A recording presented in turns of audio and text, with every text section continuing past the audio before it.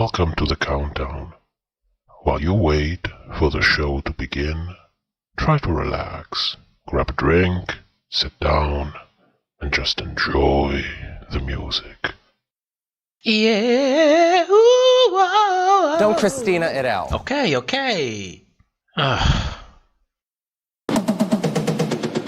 Diamond drills, high pressure on. That gold show suits you. Bump it for me, yeah. You frack it well. Rigs work non-stop all day long.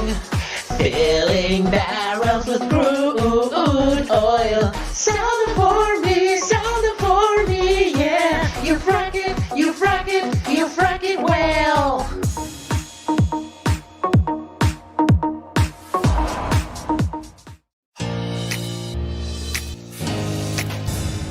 She looks metallic. Though I can't quite recall overnight sensation.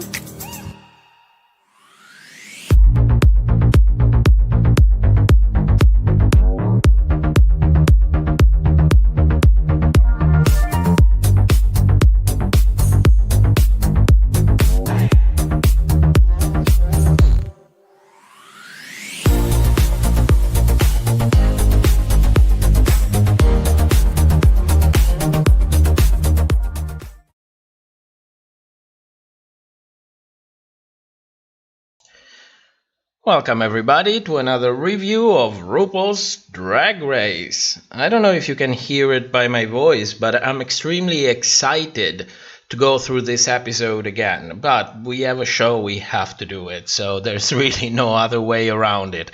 Let's greet everybody in the chat first. We have Jack, Fantasia, Dark Magic, Sen, Lisbeth, Mrs. G, Gothboy UK, Velho, Juan Pablo Ocampo, Bolivia, Valentine, Robbie Barron, Sasha, Megan Clark, No Control, and many others. Thank you so much for joining. So, I kind of feel like we are all left with a little bit of PTSD after watching this episode. I don't know if any of you share my disappointment for all of this, and I'm not just talking about who went home. That's in a way, let's address it immediately. Drag Race is not about winning anymore. It's about doing well and making an impression. And I think that Tamisha made an incredible impression. Nobody's going to forget who she is. If anything, she did exactly what she was supposed to do. So, good for her. Good for her. Now, this episode was the worst episode of Drag Race that I've ever seen. It was possibly one of the worst example of reality television, maybe even one of the worst example of television that I saw in a little while. If I gotta be honest, I would almost suggest you that you stop watching the show, because at this point it has become a relic of itself. I don't think I have the fluencies to really explain the disappointment that I have toward the production, everybody involved in the storytelling for the show, the editing of the show. Everything has simply gone down the drain, which it's even worse when you consider that after checking out the rating for the show is clearly in decline. The numbers don't lie. We can stay here all day discussing on which season was better than the other, but the numbers are there. And if we look at this season in particular, at the shock value that's embedded in every single episode, it looks like a last resort. You know, when you have nothing entertaining, when you don't have the will to tell a story anymore, when you don't have the talent to actually do a show anymore, you resort to shock value. It's like going to a live show and hearing a queen saying fuck every 30 seconds. It's fun the first time, but other than that, it doesn't really work anymore. You start, losing the appeal. There is simply nothing there anymore. This episode, if anything, is an example of how this show has become devoid of any meaning any message to send beside give me money, stay tuned, watch the next episode, talk about us on Twitter, buy our merchandise.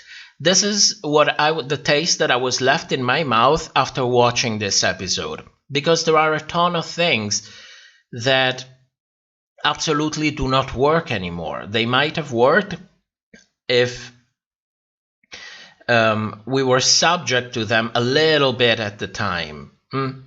What I want to say with this is that, how can I say it?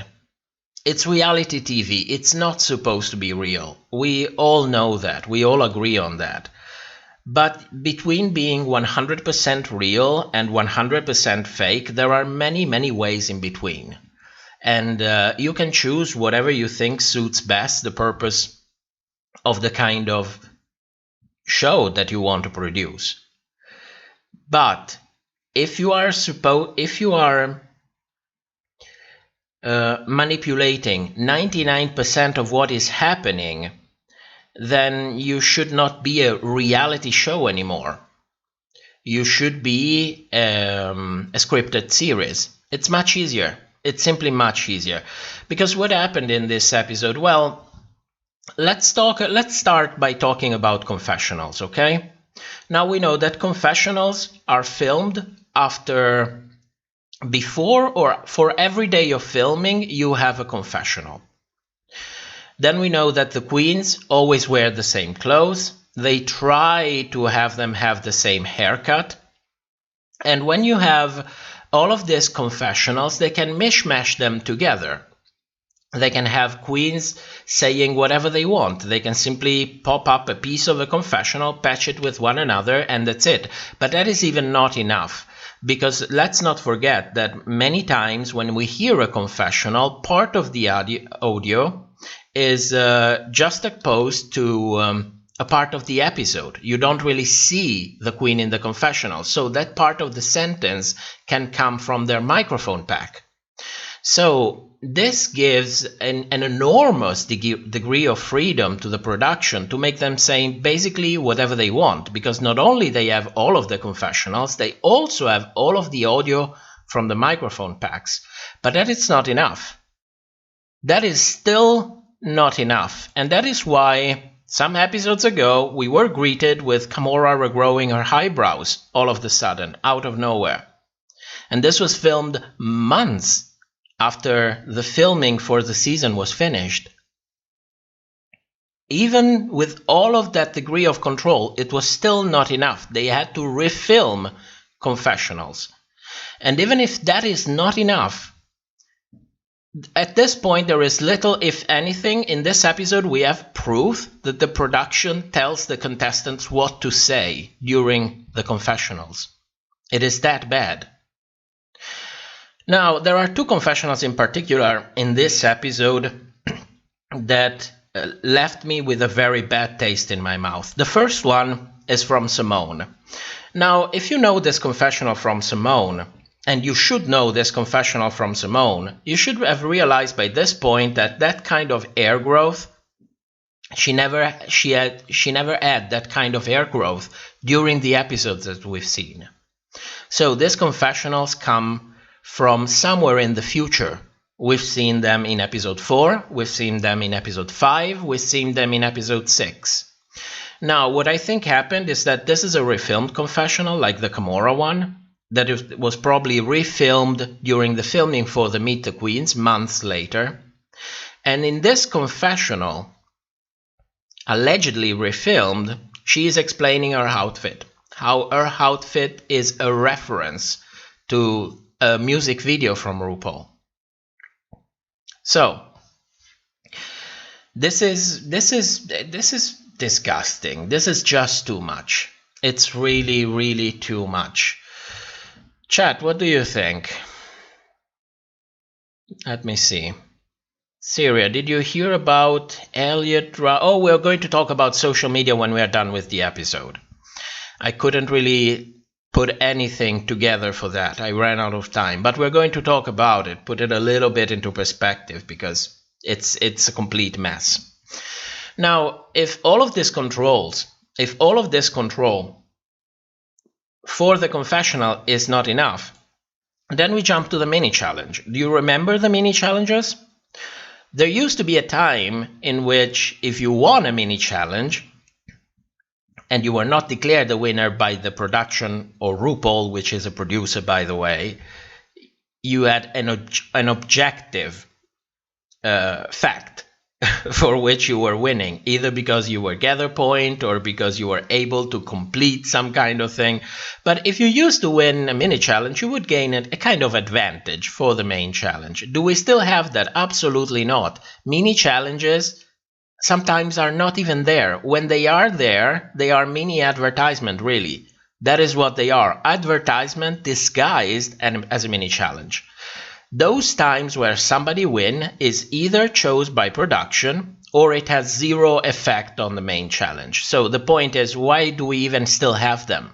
There is absolutely no point to them. So this is something that we lost again in the richness of the show. This part doesn't exist anymore. If that wasn't enough, then the choreography is given by the production. Some would be given a very easy one, some will be given a very difficult one. Again, more power to the production. How much is real anymore? This is what I'm asking. How much of it? Then we jump to the maxi challenge. Every maxi challenge is filmed twice. They can cut and paste whatever they want. They can give us they can tell us exactly the story that they want. If they want to win us to do well, then they will show us them doing well. If they want us to show us someone performing badly, then they will simply cut and paste everything to show us them performing badly. And you might say, well, but if you're very good, maybe you can nail it both times. Oh, yes, that's a possibility. That's surely a possibility. But there's always an unflattering camera angle, especially when you have 4 cameras on set. So you can be sure that I can make you look badly. And even if this is not enough, then we have the reaction shots of the judges. Then we have all the editing that goes on top of that. You know, like lightning, close-up shots, everything. So main challenges have no meaning anymore. That's plain and simple. If that wasn't enough, then we are getting to judging. And judging is absolutely the best part of the whole episode, because it's a huge load of bullshit. There is absolutely no consistency in judging anymore. Judging is just a conduit to push a narrative. Which narrative, you say? Well, no narratives, because we don't have narratives anymore. Now it's just about shock value. So, do you remember when there used to be a time when we were complaining about, well, but this queen has this specific kind of edit, so she's not really a person anymore, she's a character. Well, those were the good times. Now we don't have that. Now we don't even have that anymore. So we are greeted to the load of bullshit from the judges, which has absolutely no consistency anymore. It doesn't have any consistency between seasons. So what becomes fashion forward in one season is automatically amateur and crafty the other season, and the other way around. Then we don't have no consistency across different episodes. You have one episode, one queen that is criticized for bringing always the same thing. Well, other queens get praised for bringing always the same thing across episodes. And if that wasn't enough, even inside the same episode, we have no consistency. Because one outfit that is too simple gets called out for being too simple, and one outfit that is too simple receives absolutely no critique. Did any of you notice that we didn't hear any critique about Olivia's outfit? Not on the main stage, not when the queens were in Untucked. There was nothing there. Zero. Wonder why, right? I wonder why. So after watching all of this, The only logical conclusion I could come to is that there is absolutely no sense in calling this show the Olympics of drag. Zero. There is no competition going on here at all. Nothing means anything. It's just a business. It's just a scripted business that is passed out as reality television, as if reality by itself was something to be praised in the first place, but at least it was entertaining. No. World of Wonder doesn't like to have just most of the control during the show. They want all of it. And when I say all, I mean all of it. So somewhere between season 9 and season 13, this company that brought us one of the greatest show in television history, if you ask me, turned from, how can I say, an enlightened company to the Donald Trump of reality television. That's what they are. I have nothing but disdain for them, because somehow they manage to turn everything they touch into shit, into a huge steaming pile of shit. And this is what we are greeted with. So if you want my advice, stop watching. There is no point anymore. Watch Drag Race UK.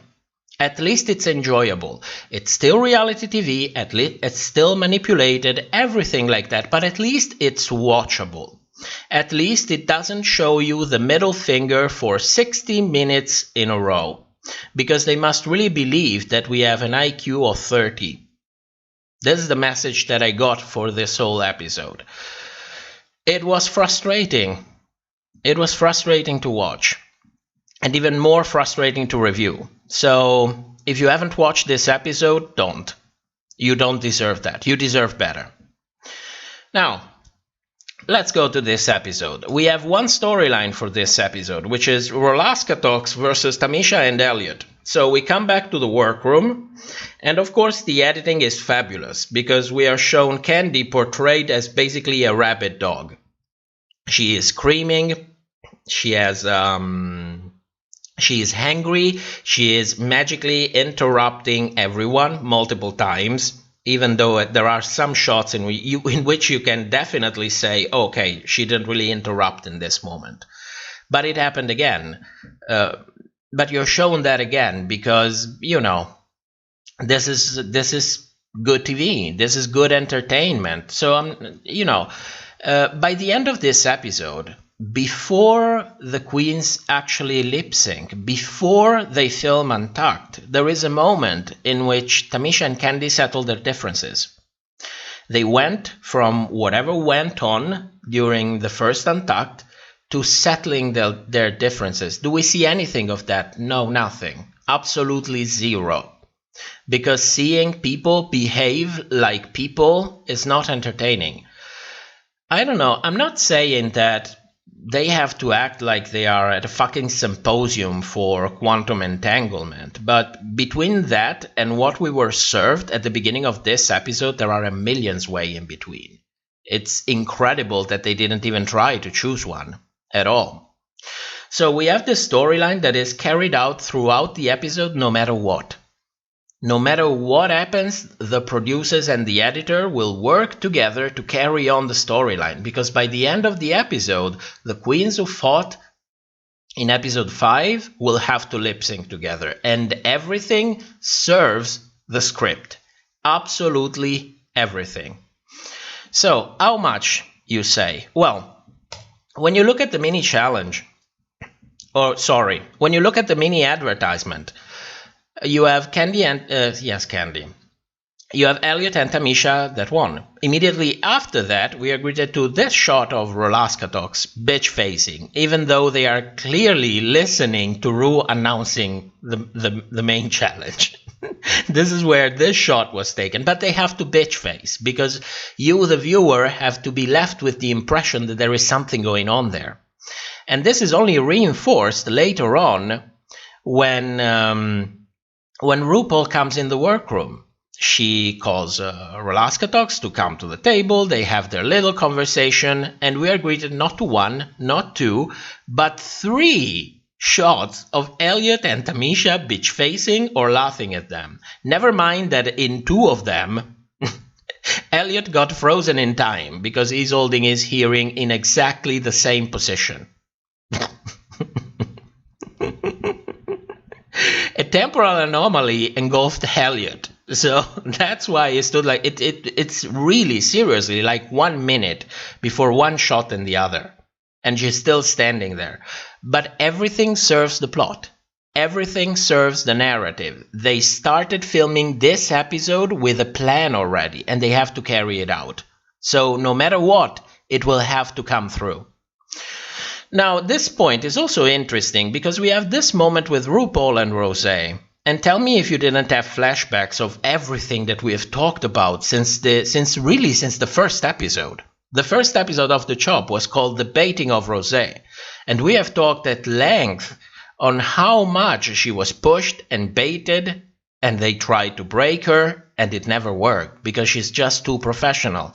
Like Denali, she is just too professional. She is just too relaxed to be baited by things like this. It worked with Brita last season. It's not going to work with them at all. What I find incredible is that you hear Ru saying, "Oh, Rosé, there is a feeling that you're kind of saying to the judges, you ain't gonna get me. You ain't gonna break me down." Oh, shit. You know, this conversation was paradoxical. There are two levels. One level in which you see RuPaul stating an opinion and Rosé responding to it. And then a meta level on top of that, in which you see a producer saying, you were cast to be a bitch. Stop resisting and be the bitch you were cast to be. It blows my mind for how transparent it was. Because we've all seen the baiting of Rosé since the beginning of the season, over and over and over again. Losing lip syncs, being eligible for a win and not winning, not belonging to the top, but being in the top only for not even being called out as one of the possible winners. Do you remember last episode? She was in the top 3. The judges called out 2 possible winners and complimented them. Rosé was left behind. So it becomes so transparent that at this point, I'm not even sure that I want to call it scripted, because it starts to feel like bullying. It really starts to feel like bullying. It has everything that goes with the concept, including the indirect aggression. Oh, you want to do good? Well, there is a feeling that you are kind of resisting. Maybe stop resisting, and then you will be good. And then I will have what I want. And you will get fucked in the ass. Like you should be. Because this is not reality television. You all are our slaves. And you do whatever you want. And if you don't, we will portray however we want. No matter what. This was just uncomfortable to watch. Other than that, it might be that either RuPaul really loves disco, which could be, or she probably switched to pot. She had a nice cannabis prescription because she was really helpful with all the other queens. This is the first time in this episode, in this season. This is the first time. She was helpful. This never happens. This never happens. Chi says, Rosé should have said, is there something on my... Oh, yes. Oh, yes. Oh, yeah, thank you for saying that. You know, but Rosé doesn't even need to say that. She is showing a middle finger to them without even saying a word. And for that, she has all of my respect. During this review, you hear me saying how much I don't like Rosé's outfit, how much I don't like her makeup, how much I don't like a ton of things. But if I had a glimpse of the person behind it, I have nothing but, respect for her. Because it's not easy to go through all that pressure and still be cool like she is. It's incredible. It's really incredible. I have so much respect for Rosé. And for Denali, if you watch the Untucked, and you see how Denali is acting during the whole Untucked, I was like, holy shit. If I had 5% of your professionalism, I would probably earn more than $1 per video.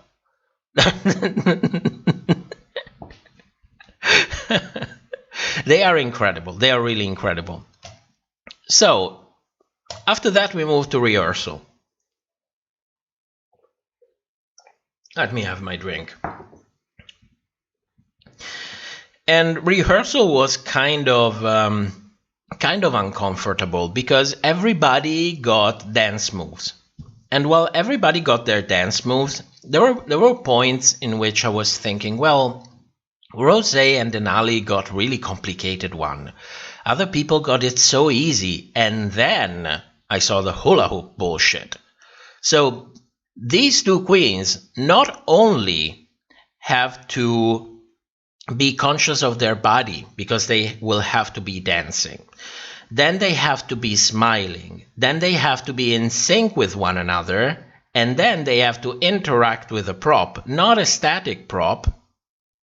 That prop has to be balanced and rotated on their arm. When I saw this, we already talked it in the speculations for the previous episode, but when I saw this, I knew Tamisha was going home.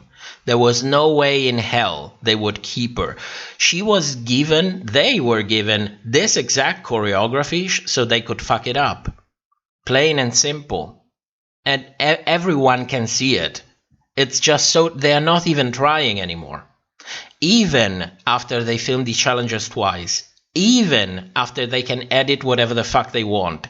Even after you had the judges pick and choose what is good and what is not good, they had to give them this choreography. This is what makes me crazy. This is what makes me crazy. Hire actors at this point. That's not difficult. Hire actors, have a script, we can have a good season that is consistent, that doesn't need to rely on shock value, in which stories are told in a manner that doesn't make us feel like we're having a psychotic attack. And that's it. It's as simple as that. This is going to make people run away from the show. And I'm not just talking because I like Tamisha. I don't hide my bias, but this goes well beyond that. This is not about being biased. This is about a ton of shit that has been going on for the whole episode. And we just started.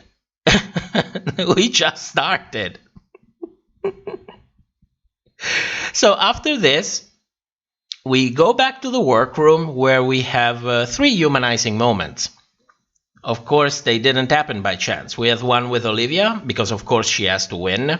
So you have to concentrate on the fact that she used to be big and she managed to lose a ton of weight, so she could dance very well. And by the end of the episode, she has to follow her redemption storyline and win. So we have this emotional moment with her. Concentrate on that. Don't look at anything else. Then we have one moment with Candy, which is consistent with her redemption story arc, which started at the end of the last episode. Remember what I told you last episode? Candy is a villain. She is going to be a redempted villain. And now we have this huge emotional moment with her, and many other emotional moments with her. So there you go. And one humanizing moment for Tamisha as well, because she has to go home. So they are not going to do the same mistake that they did with Kimora and Joy. With Kimora, they had to refilm humanizing confessionals months after, because they didn't put any in the first place. With Joey, they didn't even care. Last episode, Joey went home and he was like one of the people with the least amount of screen time and confessionals. It was just that bad. It was that bad. So, we move to the Maxi Challenge. Even after Rolaska Dogs got one of the easiest choreography, even though after it was filmed twice, Even after they edited out the best of both performances, even after everything was presented to us with shots of the judges laughing that you can clearly see that have been taken from wherever moment, they absolutely don't fit. They don't even fit with the light, with how the main stage is illuminated. They are just, they just happen to be there. It looks like a bad editing project from someone in high school. Even after all of that, Gottmik and Candy still manage to absolutely fuck it up. When it reaches to when you have the final show that comes to us and still looks like shit when they are supposed to look good, well, there is no going back. There is no going back from there. They royally fucked it up. Even after all of that. But of course, the problem with Tamisha is that she was not smiling enough. I wonder if she was concentrating on balancing a fucking prop while also dancing, while also coordinating with her partner. And maybe this just happened during only the first try. Maybe we were shown the worst of it.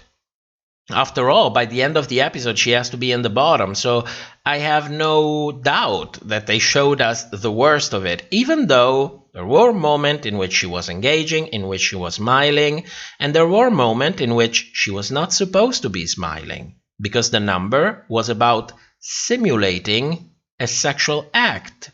So you are not going to smile like a psycho. You are going to have a face that is engaged in being sensual. You are not supposed to smile. You are not supposed to have fun. That's not the feeling that comes with it while you are doing that. So, you can imagine, the moment the judging comes, I'm already out of it. Because I know that I'm going to get triggered. By this point, and I can tell you already, do not expect me to review the critiques from the judges anymore. I'm just going to skip right through them.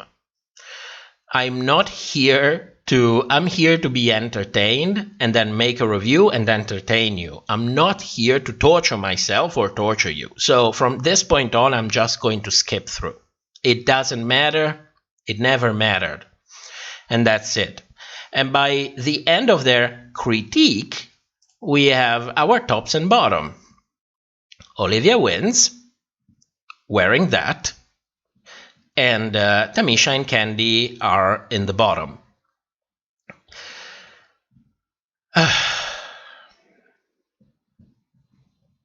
So they lip sync. Do you think lip sync still counts? Because they don't.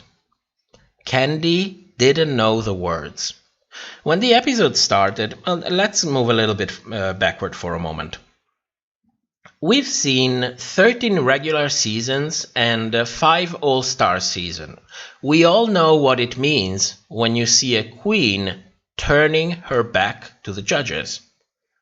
We all know the meaning of that. If it happens once, maybe it has to do with the way the performer is performing. But if it happens 2 times, 3 times, 4 times, well, maybe you don't know the words. And maybe I will start looking at your lips. If you rewatch the episode and take a closer look to Candy's lips after she has done the Alyssa Edwards move in the back of the stage, she is not mouthing her words. She doesn't know them. But of course, at the end of this episode, not even the lip syncs count anymore. The main challenge doesn't count, the confessional don't count, the maxi challenge doesn't count, the critique doesn't count, the lip sync doesn't count. Nothing counts. So, this was this episode. Were you entertained? Tell me. I'm looking at the chat. Where's my energy drink? I'm looking at the chat and let me know your opinion.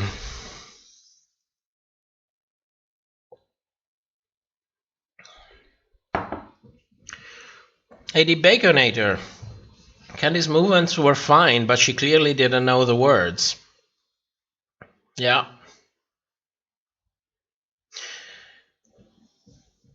Adrian, when they're going to criticize Tina for those colors, they've done it in the past and even sent Queen on for it, but they skip over this season. You wonder why? Wait for the speculations. I will tell you exactly why.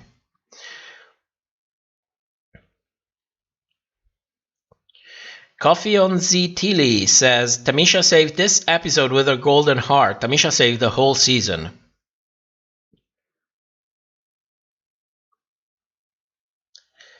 Good God.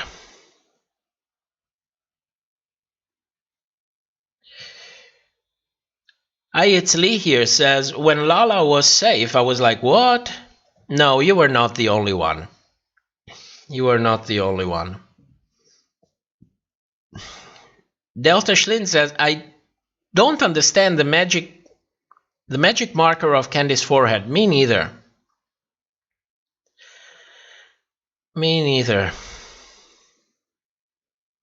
Sen, if you're going to do disco, use a disco song. Oh my God, I completely forgot about that. I completely forgot. There was no disco song. I mean, disco is dead. Clearly, if you want to use a disco song, you can have it for pennies. But we didn't have one. We kind of had a song that felt like it was more suited for Candy, if you ask me. I completely forgot to tell you about that one. I have it written here. I was just completely... I'm still in shock after watching this episode. So, tell you what. I prepared something for you guys. Something that I never do, but for this episode, we are all going to do it. And I hope that you can appreciate it. I can hope that it will bring you a little bit of inner peace, because it did it for me. So let's go through the critique and give out some realistic critiques. And let's hope that by doing this, we can all find a little bit of inner peace. So let's start with the Rolaskatox trio. We have Tina. Okay. Dear God. So, Tina's performance was really good, in my opinion. She was high energy, she was well coordinated, the dress read like disco, it was well fitting. The runway was a little bit simple from Tina. And after so many runways that we had, this is exactly the fourth runway that we saw for Tina, and the, I think, 11th dress that we've seen them wear. The orange and red is getting tiring. We need to see versatility. We need to see queens go out of the box. We need to see something different. It's just getting tiring. So even though the dress fits well, it's a little bit too simple and it's too much on brand. By this point at this competition, we need to see more versatility. So all in all, for me, Tina was very good. I will give her an 8 out of 10. Feels a little bit more like a 7, but she shined really well during the episode, probably because the other two was so bad. But all in all, she's a solid 8 out of 10 for me. Candy Muse. Her performance was absolutely lackluster. Even though we know that we were shown probably the best of Candy and Mick, they absolutely both fucked it up. They lost steps, they were out of syncs. There were moments in which you saw that Candy didn't know what to do. She had no idea what she was doing. She was simply there on her own, but this was a group challenge. And during the rehearsal, we saw these three moving coordinated. That was part of the challenge. We saw very little of that.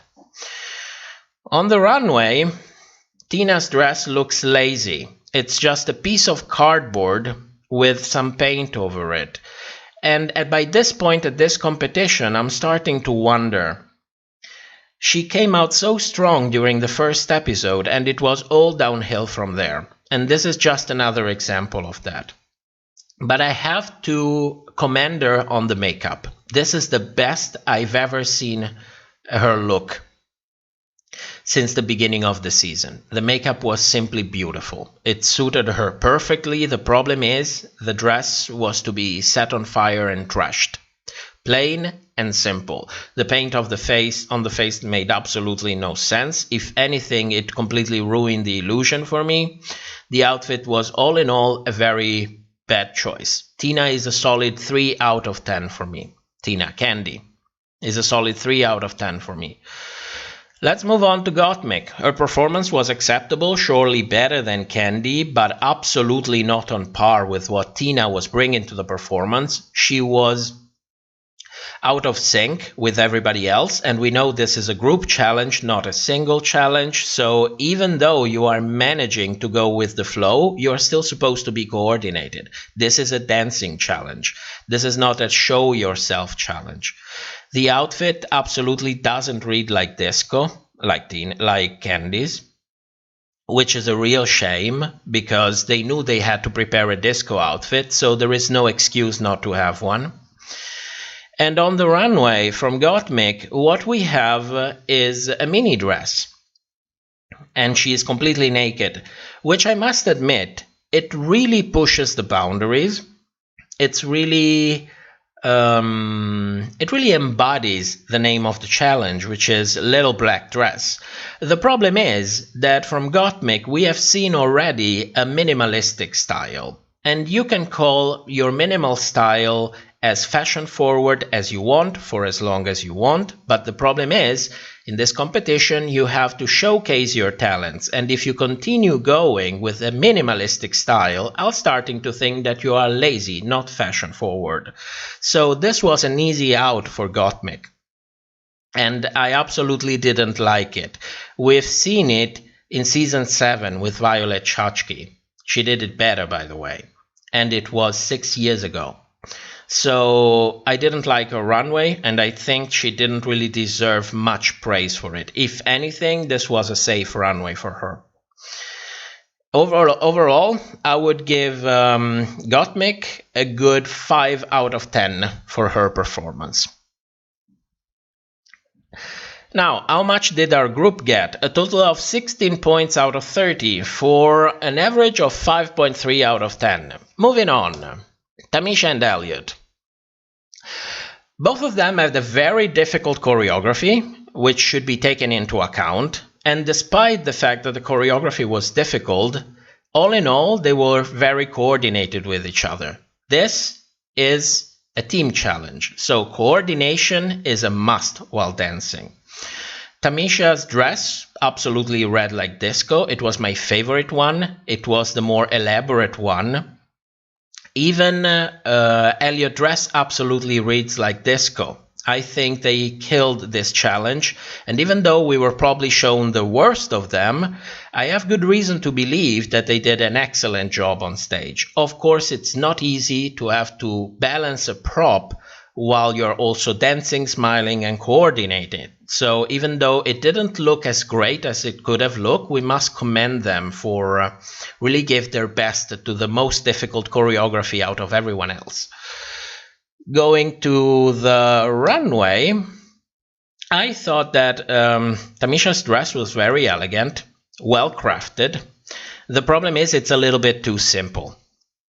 It doesn't really read as tiny black dress, but all in all, it's not really the simplest one that we've seen so far. So it's not excellent, it's not very good, but it's still more than sufficient for me. All in all, I would give Tamisha a good solid 7 out of 10. Elliot, on the other hand, had a very simple outfit for a runway, even simpler than Tamisha's. I did appreciate the jacket. I did appreciate the story behind it. She looked absolutely beautiful. But if you have to compare everyone with everybody else, this is really just a little bit too simple. All in all, I would give Elliot a solid 7 out of 10 as well. So both of them as a group have a total of 14 out of 20 points, which gives them an average of 7 out of 10. Let's move on to the next group. Utica and Olivia. Now, Olivia's performance was good for me. It was high energy. This is something that I appreciated. The problem is this is a team challenge. You have to be coordinated. And Olivia was not coordinated with Utica. They were not coordinated with each other. It looked more like both of them went on stage and they did their thing without any regard about what the other was doing, which is not part of the challenge. In addition, the robo dance that Olivia did was absolutely dreadful. It was poorly executed. It was the worst robo dance I've ever seen on the show. And even though the outfit fits well, it reads as disco, I absolutely hated her runway outfit. This is not the simplest one that we have seen, but is the second simplest one that has come on the runway. This outfit is not only very simple, it's also ill-fitting around the chest area. It's difficult to see because the camera angle were chosen very wisely, but if you take a look, in the time in which she's declared the winner, you can have some side shots that will show you that it's very poorly fitting around her breasts. So I didn't like this outfit. I thought it was very lackluster. All in all, for me, Olivia is a solid 5 out of 10. Moving on to Utica. Now, Utica's performance has the same problem as Olivia's.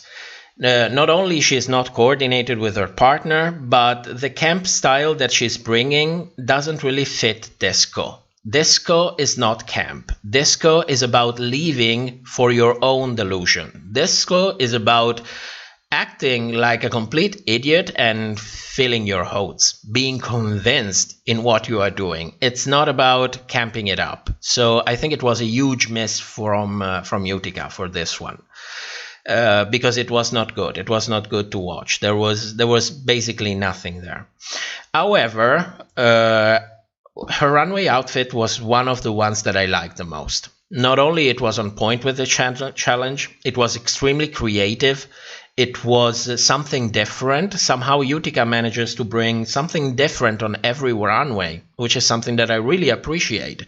Versatility is the name of the game, and you have to showcase your talent. I really like this outfit from Utica. All in all, I would give her a good 7 out of 10. For a group total of 12 out of 20 or 6 out of 10. Next up, Rosé and Denali. Now, Rosé and Denali was undoubtedly the best group out of all of them. This is a dancing challenge, and it's not only a dancing challenge, it's a team dancing challenge, which means that you have to be coordinated with one another. And they were extremely coordinated. I have no doubt that we were shown the worst of what they did, and even by just looking at the worst, they absolutely killed it. Both the outfits reads like disco. They were well fitting. They did an extremely good job. But think about it. Did you really have any doubt that they wouldn't do an extremely good job? On the runway, I didn't really like Rosé's outfit. I think it was a little bit too busy on the neckline. The proportion got a little bit lost. And even though the makeup is really beautiful, I don't think it really fits with the dress. I would have appreciated from Rosé a little bit less on brand from a makeup perspective. I would have enjoyed it more if she tried something in the style of the reunion from season 5 when Detox painted in black and white. I think it would have suited greatly for this dress, for this for this runway. It would have been a chance to showcase her makeup abilities because she clearly has them. But all in all, I didn't really live for this dress from Rosé. At this point, I'm starting to question her style level. I know that you cannot have all the talents in the world. She's a good singer. She's a good actress. She is a good dancer. She does good makeup. But unfortunately for me, she doesn't have the best taste, or at least not my taste in clothes. So all in all, I would give Rosé a good 8 out of 10. Moving on to Denali. Denali served probably the best outfit that I've seen on the runway for the past 2 or 3 seasons. It was incredible. There is simply no way to describe it. It was perfect. It fit well. It read the challenge. It had a story behind it. The outfit was extremely well crafted. It was creative. The makeup followed the story of the dress. It was simply excellence at its best. It was incredible. It was fun to watch. It was rewarding to watch. And it tells you that even though you need money to buy good outfits, you don't need that much money to do good makeup that goes with the story you want to tell if you want to tell a story. So for me, she was absolutely excellent. She was a 10 out of 10 for me. She killed every single aspect of this. So the group total for me is an 18 out of 20, which translates to a 9 out of 10. Last group, we have Simone and Lala. Now, let's go to Simone. Her performance was good for me. It was a little bit simple. They had, I think, the simplest choreography out of all of them. So this didn't really help them showcase their best dancing abilities, if you want to say it like that. But Simone's dress was, all in all, it was okay. It fit her well. It read as disco, not as good as many of the other girls, and certainly not as good as Lala's, but it still read disco, which is the important thing. The problem is from Simone that a runway was just way too simple. The same that I said for Gottmik is valid for her. Minimalistic style can take you only this far. At this point, we've seen this more than once, and we need to see versatility. Isn't this what the judges have been said for years and years and years? We need to see versatility. This is not draggy enough.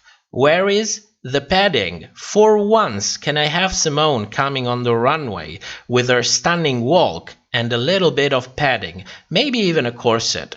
I don't know if Adore Delano can give her one, but it's definitely time that we start reading boy on the runway walking it like a goddess. We need to see a woman on the runway walking it like a goddess. So this for me was an absolute miss. All in all, it was still good because it still read the challenge. But at this point, if I don't see anything good in the next episode, she needs to be in the bottom. Because it wouldn't be fair to everybody else to present the same exact thing and be praised for it. So for me, all in all, Simone was a solid 7 out of 10. Moving on to Lala. Lala performance was really good for me. It was high energy. Problem is, it was simple, but that's not really her fault. That's the choreography she was given. I think she was much better than Simone during her performance, and the dress read disco much better than Simone's. She almost made look Simone bad by comparison, by being on the same stage together. The problem with Lala is that on the main stage, on the main stage, her outfit was the definition of simple. It was just a mini dress with a neckband, and that was it. And the dress was not even fitting well because we kept seeing her underwear while she was walking. So it was an absolute miss of a runway. It was probably one of the worst runway, not as bad possibly as Gottmik's, which looked lazy, or as Candy's, which looked lazy and uninspired, but all in all, this was absolutely not on par with everybody else. Do you see why I never judge the runways? Do you see how I never give you opinion? Because we all know that Lala is in a good way, but she is kind of broke, you know? She doesn't have it looks like she didn't have the money that everybody else had to invest this. So I feel kind of like shit for reading her for her outfits. But let's stay in this fantasy for a moment. So, all in all, accounting for the performance, she got a 7 out of 10 for me. If she didn't perform well, it would have been a solid 4 out of 10. But all in all, both together, they get 14 out of 20 points for a total of 7 out of 10. Now that we have been honest with the critiques, let's take a look at the final score. So, Rolaska Tokas has a 5.3, Tamisha and Elliot 7, Olivia and Utica 6, Denali and Rosé 9, and Simone and Lala 7. So based on this, you know that our top 2 is going to be Denali and Rosé. And between the two of them, Denali absolutely killed it with one of the best runways I have seen in years. So she is our winner for this episode. She is our winner and the winner that we deserve to have. In the bottom, we have our trio. Of course, you cannot put Tina in the bottom because she is the one who did the best in the group. Nevertheless, this was a group challenge and they have to be judged as group because the challenge was not come to the main stage and dance on your own. The challenge was come to the main stage and dance with your partner. So they all have to be judged in the group. So all 3 of them, for me, are part of the bottom 3. With that said, Tina did better, so she didn't deserve to lip sync. So based on our realistic critics of what this episode was, in the bottom we have Candy Muse versus Gottmik. Can you imagine that? But this is what this episode was all about. If we had even the slightest realism in this show, our bottom 2 would have been Gottmik versus Candy Muse. And that's it. And they would have lip-synced. The problem is, Gottmik is an extremely talented makeup artist, but she cannot lip-sync for shit. And Candy Muse didn't know the words. So, by the end of the episode, they are both sent home. And now that episode 6 is over, we have a realistic twist. We have a renewed race in which really everything is possible, because nobody was expecting Candy and Gottmik to go home in episode 6.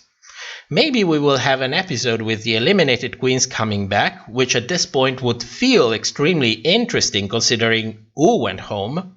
For the first time in years, a villain went home before her victim, which is another interesting and rewarding twist that doesn't feel forced at all. And I would approach next episode with, I don't know, looking forward for it, with excitement, with a renewed interest. But of course, we had nothing of this, because they had a narrative at the beginning of the episode and they pushed it no matter what. That's how I felt about this.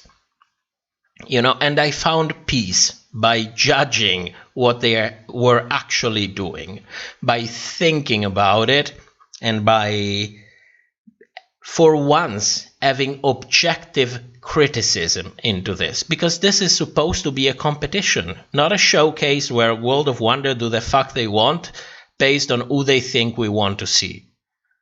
The moment you destroy the core of the show, which is the competition, the moment you destroy the protagonists of the show, you don't have a show anymore. That's it. That's it. So, now that we have that, let's have a drink. Oh god, I hated this episode so much. Didn't even want to review it. It was awful. It was so awful. I felt like maybe I should just make a post and tell you guys to save your time and skip this one over. Okay, let's move on to the speculations before we take... Oh, but you know what? Oh no, because a lot of people don't want to stay later. So we need to do the speculations now, and then we take our pause and smoke the cigarette. Okay. Now, let's go to the confessional chart for this episode. Now, we have a little bit of a return to form, because the person who went home was also the person who was given the most confessional time as a farewell, as a goodbye, which we didn't have for Joey last episode. So, in a way, it is still good. Now, this episode, we have negative confessionals from Candy. These are from the beginning of the episode, when she was not getting her redemption yet. So they might play a role, they might not play a role. We're going to talk about it.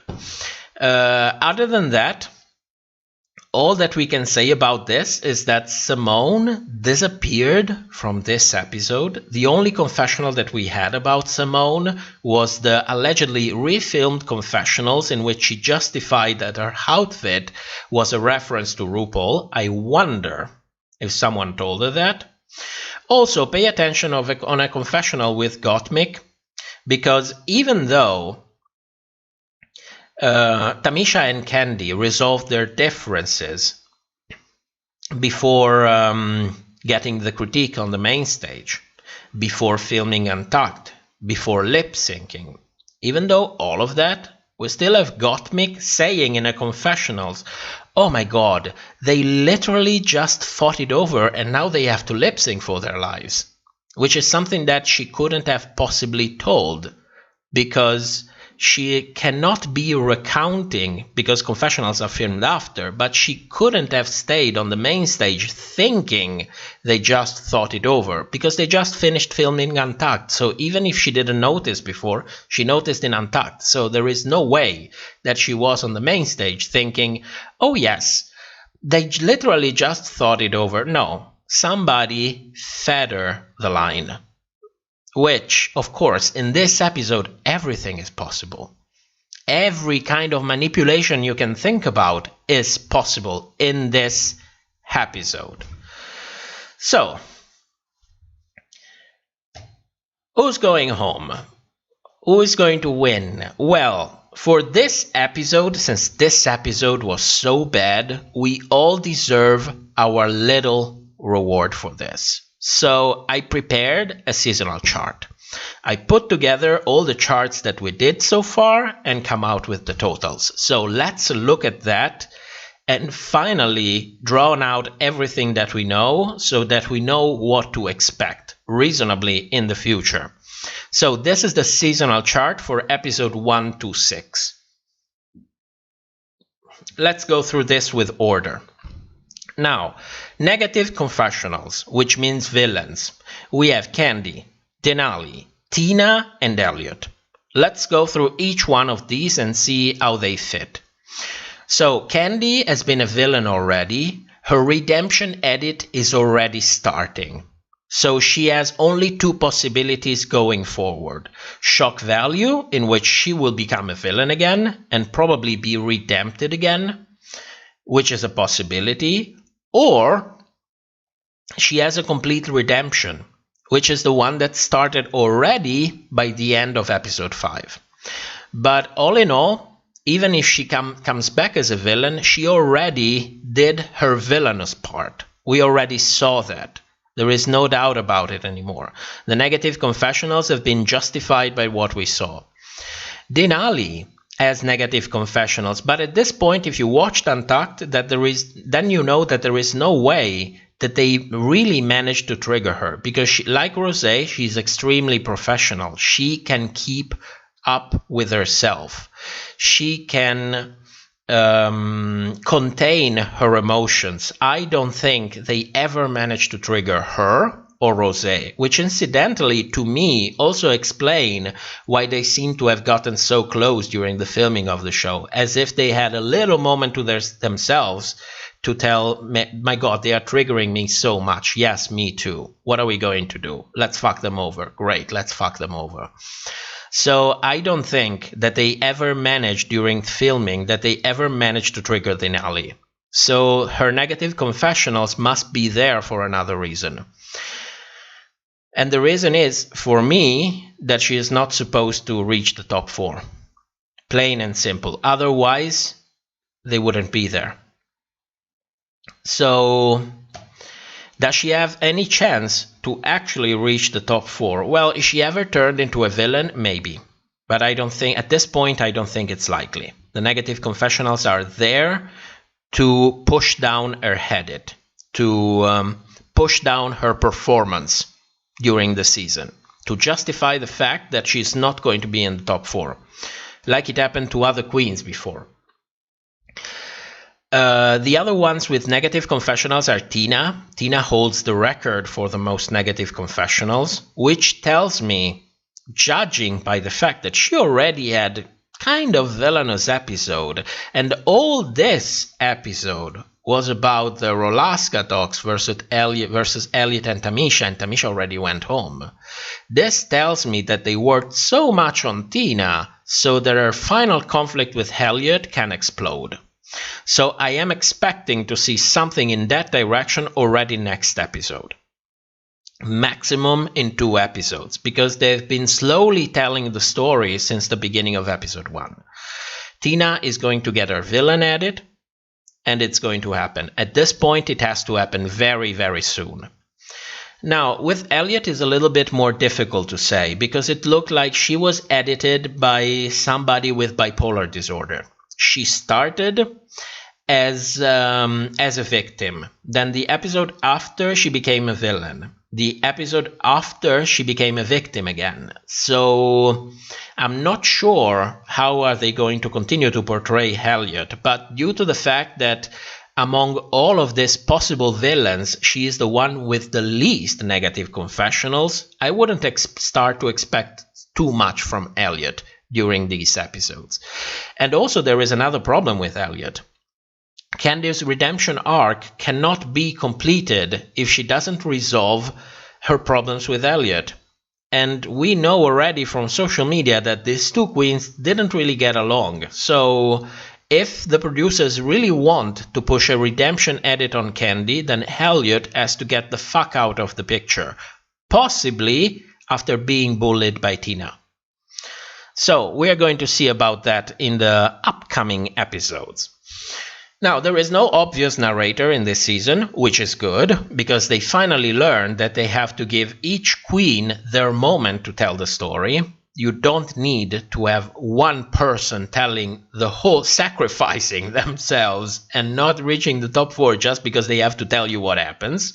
So this is a step forward. I'm going to commend World of Wonder for this. Still, 99% of everything else is complete shit, but at least I will commend them on not having a fucking narrator for this season. We've grown up. We don't need that anymore.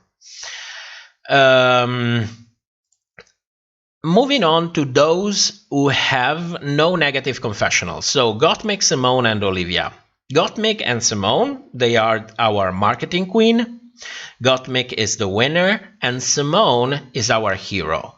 We were wrong in our prediction in thinking that Gottmik would be the hero. By this point, we are sure that Simone is the one with the hero headed, because she had unreasonable wins. She should have been in the bottom one time, and she was not. She was allowed to refilm Confessional so that she looks like she knows her references, especially during this episode. So there is no doubt that she is our hero of this season at this point. So if you remember everything that we said about Gigi Good for last season, expect it again with Simone. So expect more unreasonable wins. Expect her being saved from the bottom despite performing poorly. Expect her to be the center of the attention. Expect a hero headed. Be ready for that. So no matter how you feel personally about Simone, looking forward, don't get fooled by the hero headed. You are not disliking Simone, you are disliking the way she is being portrayed. Remember that. Next up, who do we have? Who do we have left? Who didn't we talk about? Lala. Well, Lala has been portrayed in a very positive way. The problem is she has zero storyline. While everybody else is somehow connected. Oh, I skipped Olivia. Shit. Sorry. Let's do Olivia, then we go to Lala. Olivia, we speculated last speculation that she would be Jan. You know, she would be the Jan, mostly because we heard her saying, I don't get to have a talk with the judges. I don't get to have their feedback, which is something that we saw Jan saying the season before. But she got a win. So in order to get Janned, you have to be a narrator and you have to win nothing. Most of all, during this episode, we had the humanizing moment with Olivia, which was a redemption moment. It was not just a humanizing moment like everybody else. It was a moment that was set there to elevate her win by the end of the episode. It was a complete redemption. I was big, I couldn't move. I worked my ass off, I lost weight, and I won a dancing challenge. This is her story. So by this point, I would say that Olivia is our best candidate for a redemption edit.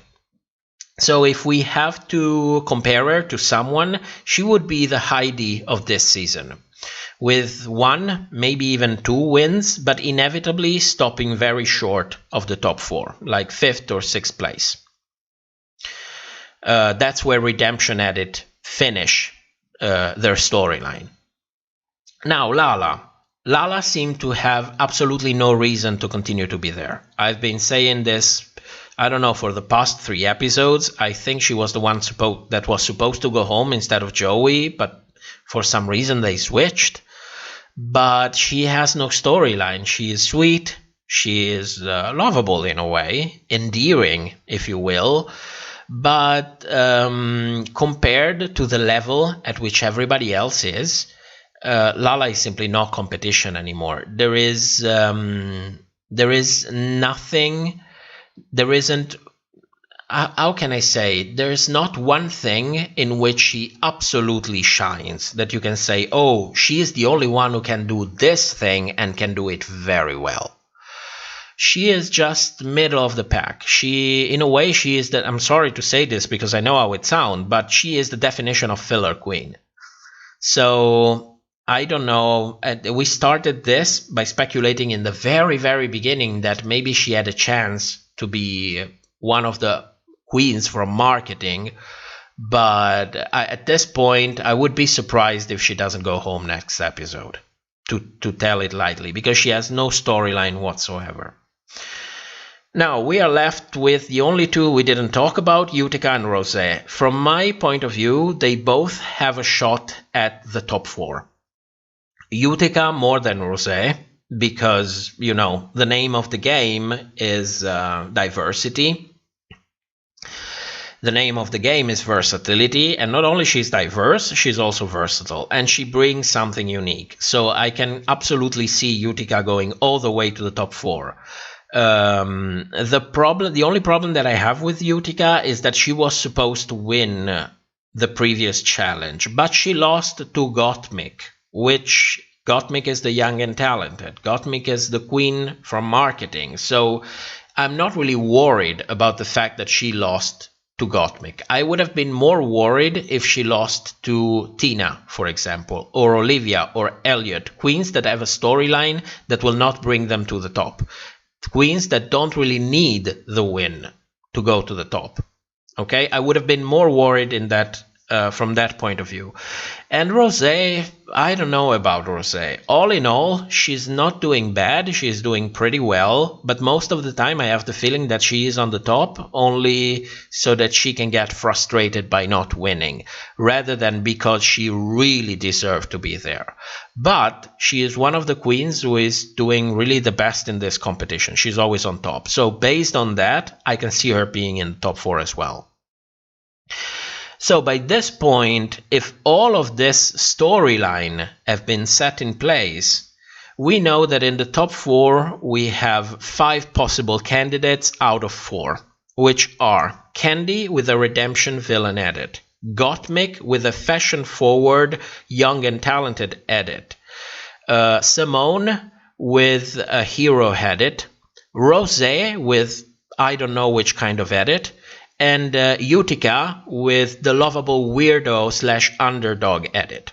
These are the only queens who I believe have a reasonable shot at going to the top 4. Everybody else doesn't. Denali doesn't. She's being continuously pushed down. Lala absolutely doesn't. Tina is our villain who has been pushed down and down again, similarly to Denali in a way, because there were moments in which she could have really shined and she didn't, so she must have not for a reason. And Olivia is our redemption edit. Redemption edit simply don't go anywhere. And Elliot was kept there to stir the pot. Plain and simple. She has absolutely no chance to ever get to the top. It doesn't matter what happens. Her headache has been fucked up too much to ever go into the top. You don't have ups and downs like that going through the top. So it looks to me like she was there and her headache was there to give reason of the way they decided to edit everybody else. So she was not the definition of a filler queen, she was the definition of an instrumental queen, if you will. So, who is going home next episode? For me, Lala should absolutely go home next episode. She has no reason to be there. She didn't have no reason to be there this episode as well. She doesn't have a storyline. Whatever she has been going on, it's over. It's done. Lala is, for me, 99% going home next episode. Because the only other possible candidate that I can think of is Elliot. The problem with Elliot is that it's been going up and down for a reason. And we still have to resolve the conflict with Tina. So if they absolutely get crazy next episode, maybe they will want to add an additional episode to see them resolve or getting even more crazy. Like it happened with Tamisha and Candy, for example. They could have sent Tamisha home directly in episode 5, but they didn't. They continued through the following episode. So, I don't see Elliot going home next episode, but it's in one of the possibility. Now, are these the only 2 possible queens that go home? Absolutely not. Don't forget that this season is all about shock value. So I wouldn't be surprised if for some reason next episode Denali already goes home. I thought about it. I thought really hard about it, believe it or not. But I wouldn't be surprised by a shock elimination at this point, because her headache has been thrown down the drain. So, shock value, Denali goes home. Normal episode, probably Lala goes home. Or Elliot. So, we're going to see about that. Now that we finished with our prediction, my god, this episode was a mess. The stream was a mess. As you can hear, I am, can you feel the enthusiasm that I have doing the review for this episode? My god, I don't even, oh my god. Gothboy, what about a double elimination with Elliot and Lala? Oh. Well, that would be surprising. That would be surprising, but you know, if they had to have a double elimination, it was really this episode that deserved a double elimination. Because really Gottmik was extremely underwhelming. And you know, hearing that from me, because by this point you guys probably realize that I have a strong positive bias toward Gottmik. And even having that and still realizing that she should have been in the bottom this episode, it's really saying a lot about her performance. You know, at some point I would just like them to have a little bit of consistency in their judging, to have a little bit of realism in the competition, because what I've seen so far really makes me feel like everything is so surreal. There is, you know, everything is the contrary of everything. There is not even the illusion of consistency within the same season, because when you're greeted to one episode, when one person is wearing something simple and it's called out for being simple, and then another one is wearing something simple and somehow She is the winner, and we hear zero critiques about her outfit. I mean, it's not just about wearing a wig, you know? I don't know. Tell you what, let's go smoke our cigarette, and after the pause, we have our little chit-chat as usual. If you have questions, bring them on, and take your time. Let's listen to some copyright-free music. I know it's not the best. I didn't have time to actually choose something proper, but you know, it's better than silence. So see you in about 5 minutes. See you later, guys.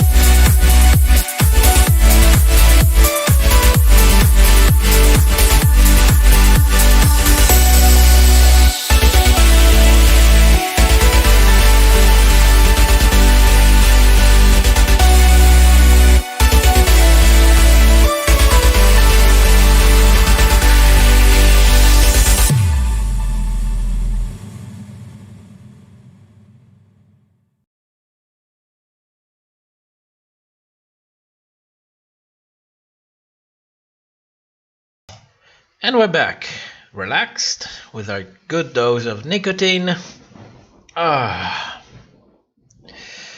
Good God, what's going on in the chat? Shangela was robbed. Oh my God, Shangela. I lost all respect for Shangela.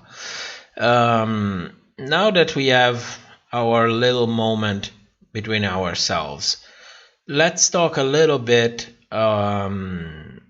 and really just a little bit, of what's going on social media. Now, you've all seen those posts with Candy, with Elliot. People started to bring up tweets from ages ago. It's just a mess. It's boring. It's drama. It's so much. I can tell you, if anything, Elliot looks like an idiot. If anything, you are going on national television. You are supposed to scrub your Twitter. You are supposed to go through your social media and remove everything, like many other queens have done before, if you know who I'm referring to. If you don't, it's Miss Cracker.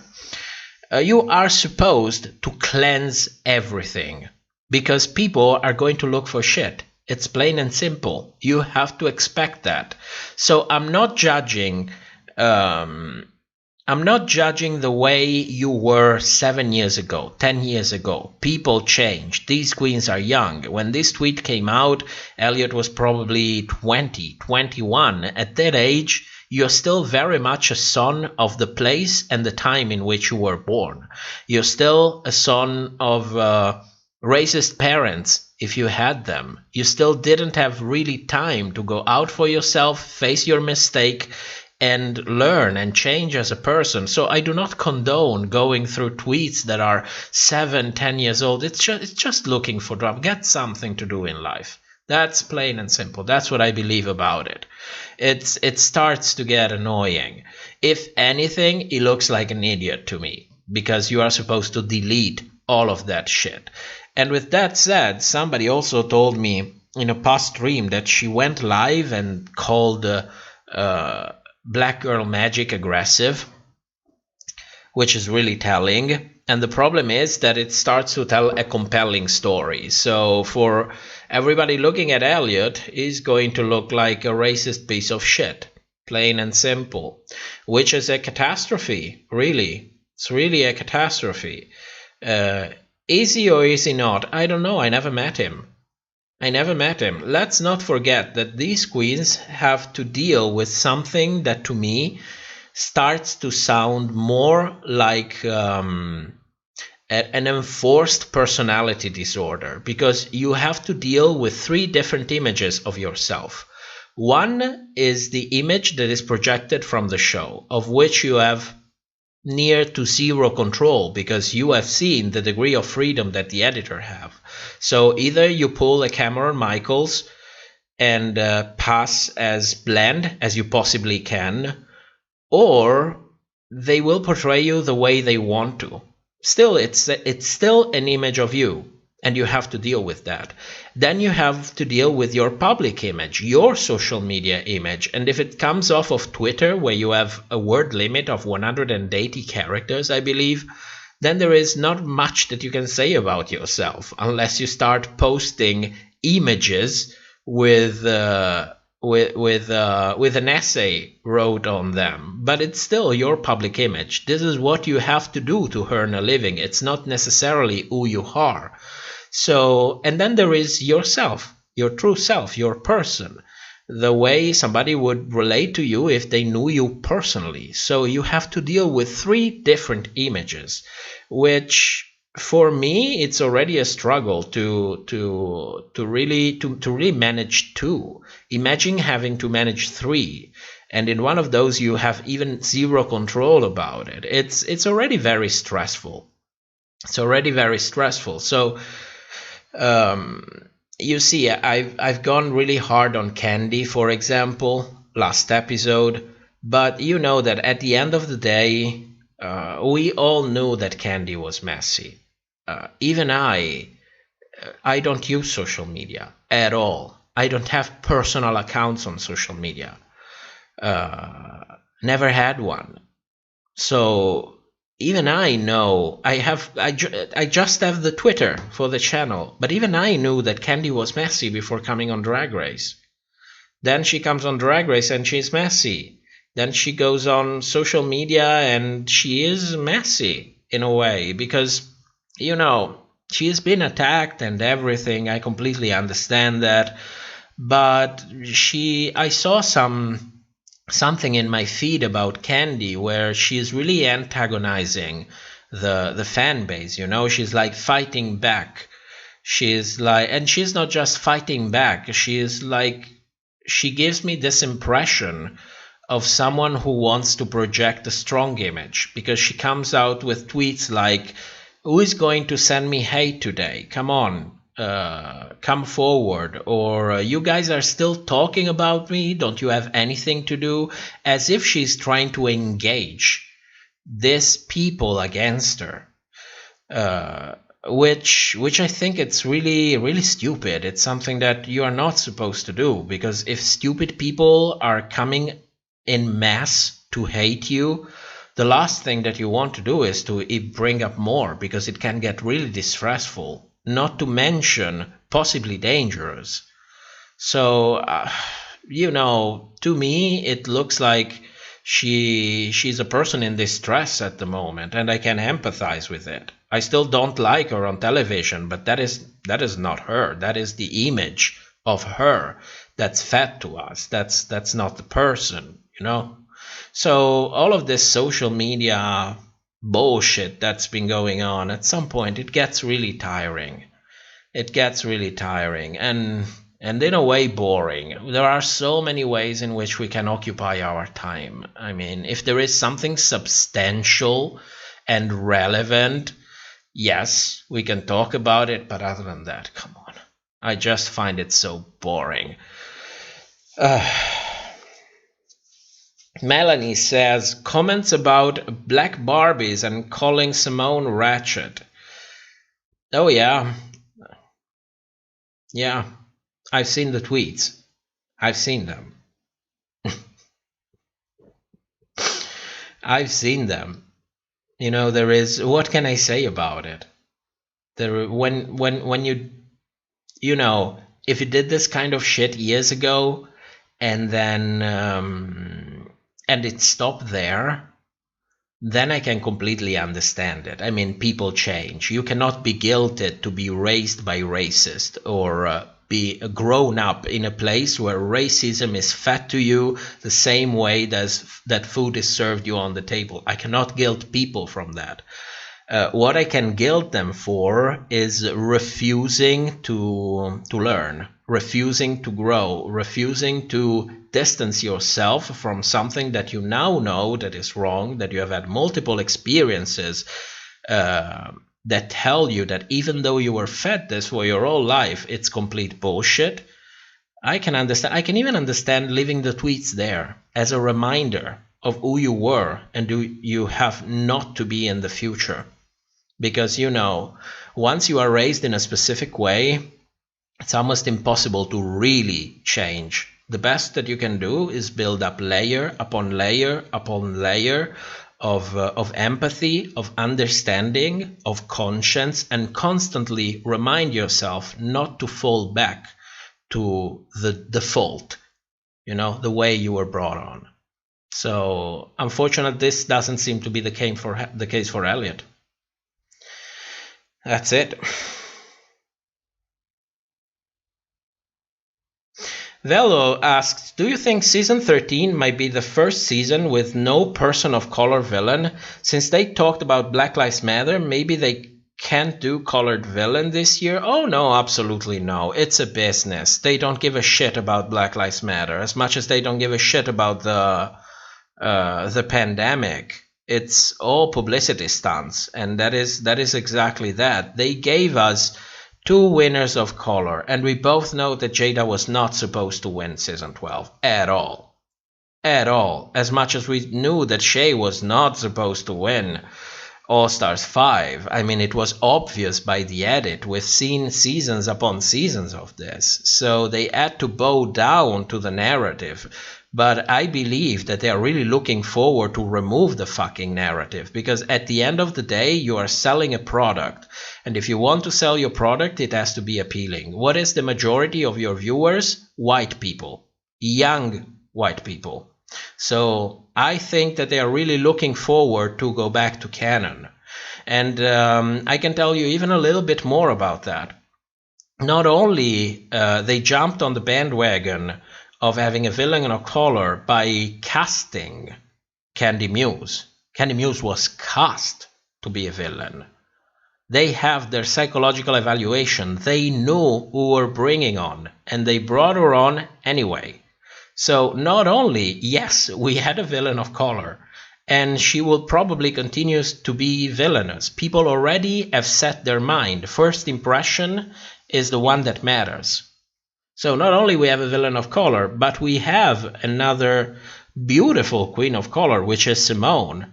For as much as I can critique the outfits, I think she's a beautiful queen. She is reasonably talented. She has a good taste. She is not my favorite singer, let's say it like this. But she has all the rights to be in the top 4. But by giving her a villain edit, by giving her a hero edit, like it was given to Gigi Goode last season, you know at this point that people will not digest hero edits. They learned their lesson with Gigi. So by giving it to Simone, they know exactly how people are going to react to that, which deters from her possibility of really winning. People are not going to like her because they don't make the difference between the queen and the edit. So the moment they see another queen shoved down their throat, they're going to react the same way they did with Gigi Goode. On average, do you remember the Twitter voting? Gigi Goode was the last one. Even though she had 4 wins, even though she was constantly praised in the show, people saw through that. Our dumb channel says, don't you kind of think All Stars 4 was meant to Shea to win? Absolutely not. Absolutely not. Because we covered during the live streams All Stars 5, and Shea was not given a proper storyline. She was not given a winning storyline, while Cracker, she was given an incredible storyline. Even though she took a huge dump on Ongina, a fan favorite since the dawn of time, she was given a redemption from that. She was able to refilm her confessionals. Every time she was on confessionals, she was portrayed as quirky, as likable. There was so much going around Cracker. The fact that she won a lip sync with how was it called? Morgan McMichaels. They had a double win. She didn't even deserve that. I can understand the win against Kennedy because Kennedy at the time didn't know the words. So it makes sense that she won. But other than that, if you look back at the edit, absolutely not. Cracker was given an incredible edit. I still believe that Shea had, how can I say, a storyline in mind for herself. Like all of the queens that come back for All Stars, they produce themselves. And her storyline was recover from losing against Sasha Velour. Did you see the final lip sync? Did you see the wig that she was wearing? Did you see the dress? Did you see the clothes? Because I kind of have a feeling that she had blue petals under that. And they told her, no, no, no, no, no. It's just too much of a coincidence. I don't know.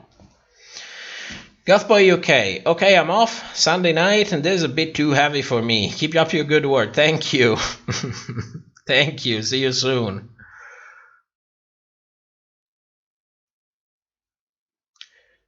Where are we? Groover Horna asks, did you know World of Wonder did a poll of what the winners thought should watch Season 12 and Jada got the most vote? Yes. And then they deleted the poll. Yes. Yes. We saved it. It was in the live stream for season 12. And not only that, on Reddit, they removed all of the memes that were created for supporting Jada Essence Hall. All of them.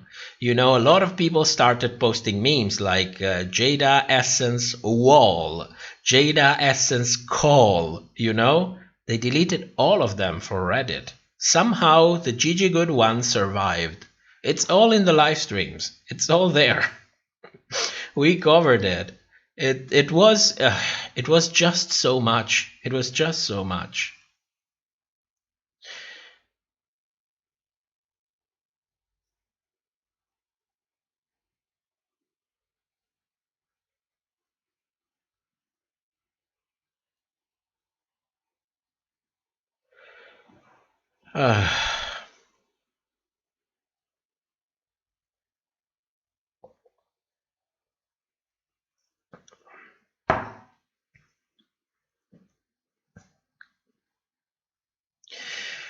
Our dumb channel says they should have saved the double crowning for Juju and Shay. Oh, yes.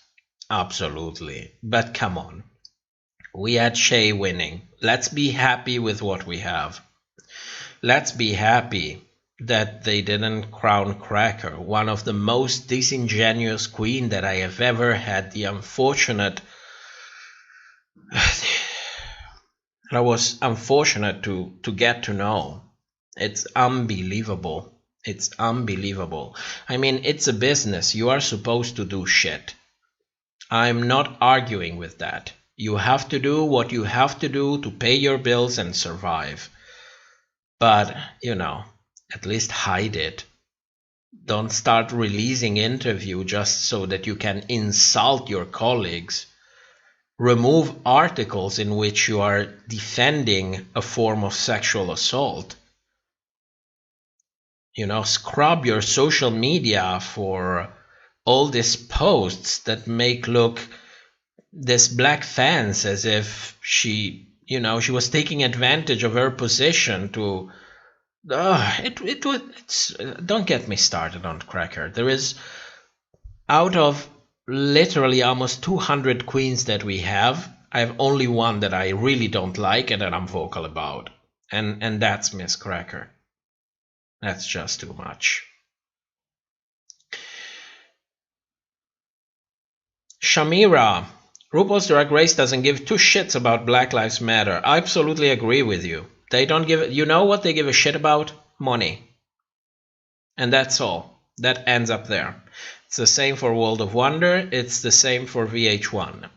If they have to follow the current, they will, but only because at the end of the day, it brings them money. Otherwise, they wouldn't have had that fucking Jeffree Star mirror. You know? They add, you know, World of Wonder is on Reddit. They have people on Reddit. And they continuously pull things that belong to the Reddit culture and use it to enrich the show continuously. It's something that started since the show ballooned in season 8, season 9. A ton of things were brought on from Reddit. And they had absolutely no chance not to know that that was a Jeffree Star mirror. It's unbelievable. And yet they put it there while talking about Black Lives Matter. It's, I mean, it's disingenuous. It's insulting. It's simply insulting. I mean, Jeffree Star is probably one of the shittiest person that has ever been on YouTube. Without committing any kind of proved assault. Let's say it like this. So I don't see why we should have given him any kind of free publicity like that. I mean, Carrie Mack says, rigor mortis. Coffee on Z Tilly says, that mirror, and guess who was holding it? Yes, but you know, I don't want to seem biased toward Candy, but Candy to me looks like she is not exactly the most educated person in the world. The person who is the most present in the moment. She looks like she's really in her head. So I can understand that you have something, you've been having it for years, you're used to it, you bring it with you. In a way, I can still understand that. You are just unable to read the room. But what about the production? I mean, you have field producers, you have junior producers, you have assistant producers, you have senior producers, you have the top producers, of which RuPaul is one. Then you have the people who film, then you have the story producers, you have the talent handlers, you have almost 100 people hired on set, and nobody noticed that? For fuck's sake, it's Jeffree Star. How don't you know about that? It blows my mind. It really blows my mind. Luis Felipe, Tamisha is a legend and should have not went home that early. Yes, but she had a great run. She absolutely had a great run. And I kind of have a feeling that the more you stay on Drag Race, the more there is a risk that they will fuck you over for the purpose of making a show. So she had a good run. She went out with a bang, and that is really, really good. You know, when I saw her going home, I wasn't happy about it, but then I told myself, well, you know what? Good for her. There is no chance that they will tamper with her head anymore and destroyed everything that has been built so far. She had a great run. I hope she will never come back for All Stars because, as you know, All Stars is all about destroying fan favorites. So I hope she will never come for All Stars, and that's it. That's it for me.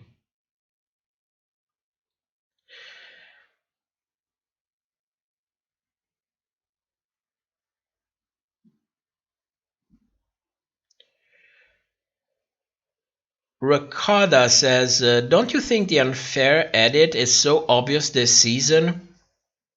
By the unfair edit, that it's so obvious this season, people are going to turn against Gottmik. It's kind of starting already. I don't know, maybe I'm too biased toward Gottmik in a positive way. That could be, and I'm not seeing it. But for what I'm seeing, she looks really, she's portrayed like chill, like it's not that serious. It doesn't really matter. And in the show, which is in what is the most important part of the show, for the way you influence the people's perception, which is the confessionals, she always have positive confessionals, and they are always on point. You know, they brought confessionals from 6-7 different episodes, all in one episode, only to elevate Gottmik back in episode 2. You know, I don't really mention this too much because it kind of feels like a spoiler, even though all of this stuff aired. It's just that a lot of people didn't really pay attention to it. I took screenshot of everything. I saw it in episode 2 that there was no way she was going home anytime soon. But by this point, in which basically most of us realized that there is no doubt that she's been pushed to the top, I feel much more comfortable in saying, yes, I've seen confessions. Still, there are confessionals that appeared in episode 2, and I still haven't seen that haircut yet. So I don't think Gottmik is going to get a villain edit or pass out as unlikable at all. Most of all because she still has to have another coming out moment with the other girls. So, if anything, I expect Gottmik to be elevated even more in the next episodes. If the epic fight between Tina and Elliot is happening next episode, then we can expect to see almost nothing of Gottmik to distance her from the fight, and immediately after that, she will start being elevated again. This is what I think is going to happen.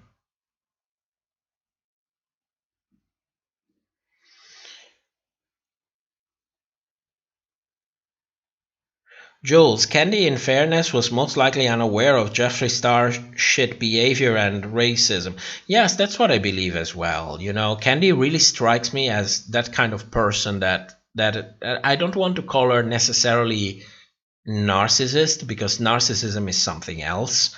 But let's say it's more self-centered, less aware of what's really going on, more in her mind with her issues than aware of what's really going on around her. This is the feeling that I have. But then again, I don't know her, so, you know. But this is the feeling that I get. But, you know, while I can understand that Candy had the fucking mirror, it's absolutely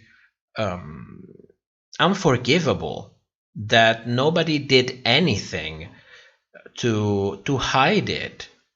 When we saw the production fucking obfuscate a bag in the background only because it had an I Love New York logo on there. But they didn't pay for the publicity, and they obfuscated the whole thing. And then the mirror was there all of that time. Come on, let's be realistic. You know that it was there. What the fuck happened behind the scenes that you left the fucking mirror there? It's just the more you think about it, the more it looks like shit. So I don't really like to think about it, because I don't like the only logical conclusions we are going to get to if we continue to talk about it. Luis Felipe, what happened to the Rosé versus Tina storyline? That is a good question. That is a storyline that I was thinking was going to happen.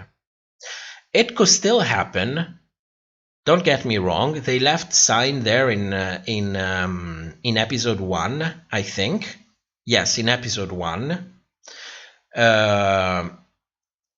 But I don't know. I don't think it's. I don't think at this point. I don't think it's going to happen anymore as a storyline. What's probably going to happen is that for some reason, Rosé will outdo Tina, and that will push Tina to embrace her villain edit. I don't know if it makes any sense, but at this point, you have to understand this season doesn't make sense at all. To me, it doesn't make sense at all. It's shock value, it's twists and turns. It's like they went on with a plan, then they changed it midway. Somehow they crumbled together the edit to make it look like something else. I don't know what happened behind the scenes, but if I have to go with my best guess, they really fucked up the whole season and they went through it again. This is what I think happened, because, you know, after so many seasons, for a business that's been rolled out for so long already, that you know that it's working, you don't go through massive changes like this. Bad changes like this. You just don't do it for the sake of doing it. When you have an established business, you bring in changes, but a little bit at a time. Because you still want to make your money. You don't want to fuck it all up all at once because you brought a tiny change that fucked up everything. You try to do little things by little things. We've seen this in All Stars. You know, we always had the basic format and then a little bit of a thing. Let's bring on the lipstick. Does it work? Okay, comes back the next season. Let's have the eliminated queen come back and vote who should be in the top. Does it work? No. Okay, let's not bring it back the next season. You go little changes by little changes. So what is happening in this season cannot be the will of change of the production. It had to be an accident. This is what I believe.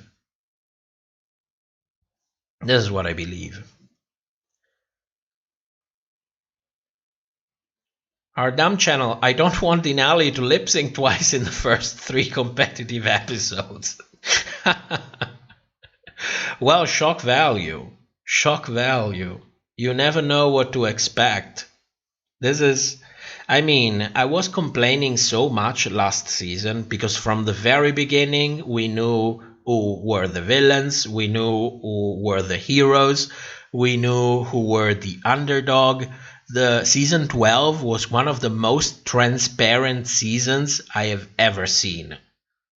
It was really one of the most transparent seasons. It was unbelievable how transparent it was. And I complained about it. Oh, it's too transparent. These characters feels too forced. They don't have a natural development, and so on and so on. And if I could turn back time, I would be just happy with what we had in season 12. Because what's happening in this season makes absolutely no sense. Nobody is consistent with anything. Everyone is going to turn into something else the next episode that comes. It's unbelievable. It's unbelievable. The only consistent thing that I have done so far was to portray Tamisha in a very positive light so that everybody compared to her would look like a villain. As if they needed that to put emphasis on how Candy was being villainous, how Elliot was being villainous, which makes no sense because for Elliot, the episode after and the episode before, he was a victim. I don't know. I am really done with this season, and you know, I gotta be honest. I started this thing of the reviews. I started the live streams. We have people that actually support us every month for doing this. So I will continue and finish this season. But if this wasn't the case, if I was a normal viewer, this is the moment in which I would stop watching. This is the moment in which I would say, you know what? This is not entertaining anymore. I feel like they're showing me a middle finger. I feel like they believe that I am brain damaged. And this is not pleasurable anymore. This is not entertainment. It's not like we have a lack of good entertainment. We have so much these days. So you know what? I'm just going to change the channel. You had your run. Oh, now that we are talking about it, is any of you interested in seeing the ratings of Drag Race since season 9? Because I have a chart and I can bring it up for you if you're interested in seeing it. If you're not, we can continue to have our nice talk. Problem is, I finished my energy drinks. So if at some point I fall asleep, please.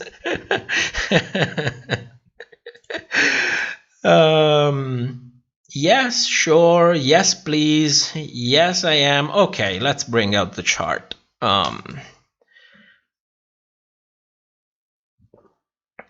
I haven't learned how to... It doesn't look good. I didn't really have time to, how can I say, to make it look good. But as long as it gives you guys an idea of what's actually going on, it will be good enough. So, let's export it. Where is it?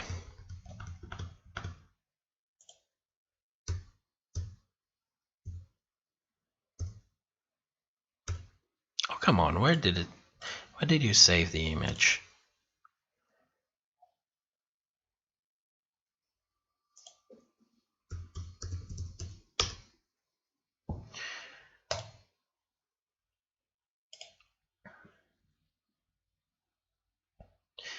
One moment, I'm almost there.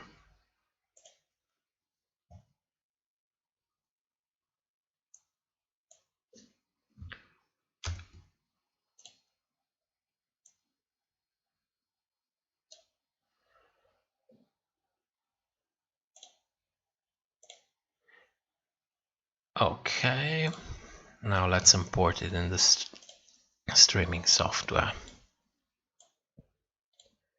And there we go. Can you see it?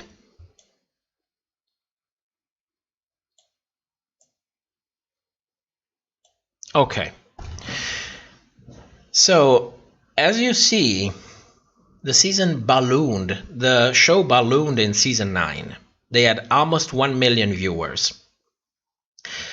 Immediately after season 9, we had All Stars 3, which brought an average of 0.75 million viewers, and the goodwill to sustain even season 10. The problem is that by season 10, the show started going down. So we had All Stars 4 and season 11 with a net loss of 100,000 viewers. 200,000 viewers already, for an average of about 500,000 viewers. And season 12 and All Stars 5 and season 13 received a bump in views. But don't forget, season 12 aired during quarantine. So a lot of more people were watching that wouldn't be watching, because everybody was stuck at home. We were all under lockdown. It was normal for every show to receive a bump of about 20 to 30% in views. But we all know that if that wasn't the case, season 12 would have probably scored around the 0.45 million viewers. 450,000 viewers.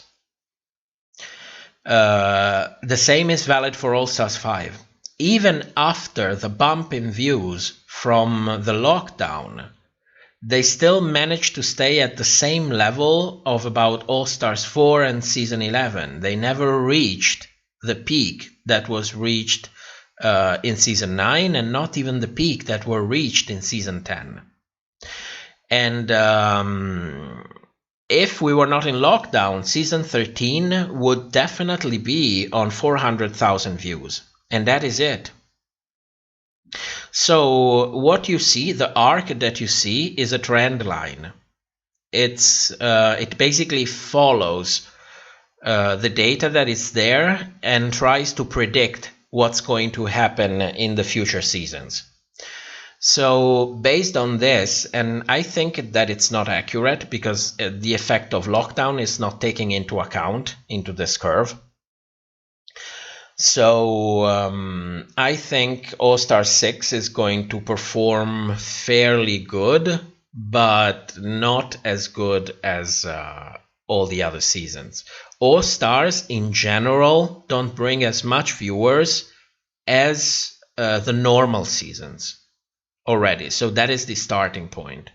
On top of that, we have a little bump up due to the lockdown, but the show is in general decline. So for me, the premiere of All Star 6 will really have problems in trying to score higher than 500,000. And they know it. You know, this is a simple graph that comes with someone with a very rudimental statistic abilities. They have a whole department dedicated to this. They know the show is in decline. That's why we are having so many twists and turns, because they are not going to take any chances in changing and risking ruining the business. They want to cash as much money as they possibly can with the lower risk. And so they go for shock values. And you know that shock value is where every show goes to die slowly. So still making money, but that's where they go to die. Also, RuPaul's Drag Race is a show that's unique. They are the first ones that have ever done something like that. And if you think of another similar example in history, the only thing that I can think about is The Simpsons, when they started making provocative cartoons and then spawn a whole new generation of ways of doing cartoons.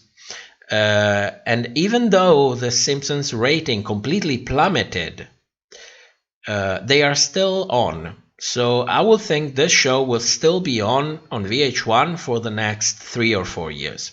After that, they will probably move back to another network, where it will continue to survive as a shell of itself for, I don't know, probably the next 10 years.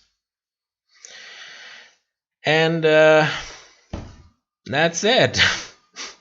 Kylie Wilson, the Simpson needs to die. Yes, it's time. Let them be at rest. Let them be at rest. They did their job. Now it's time for them to rest.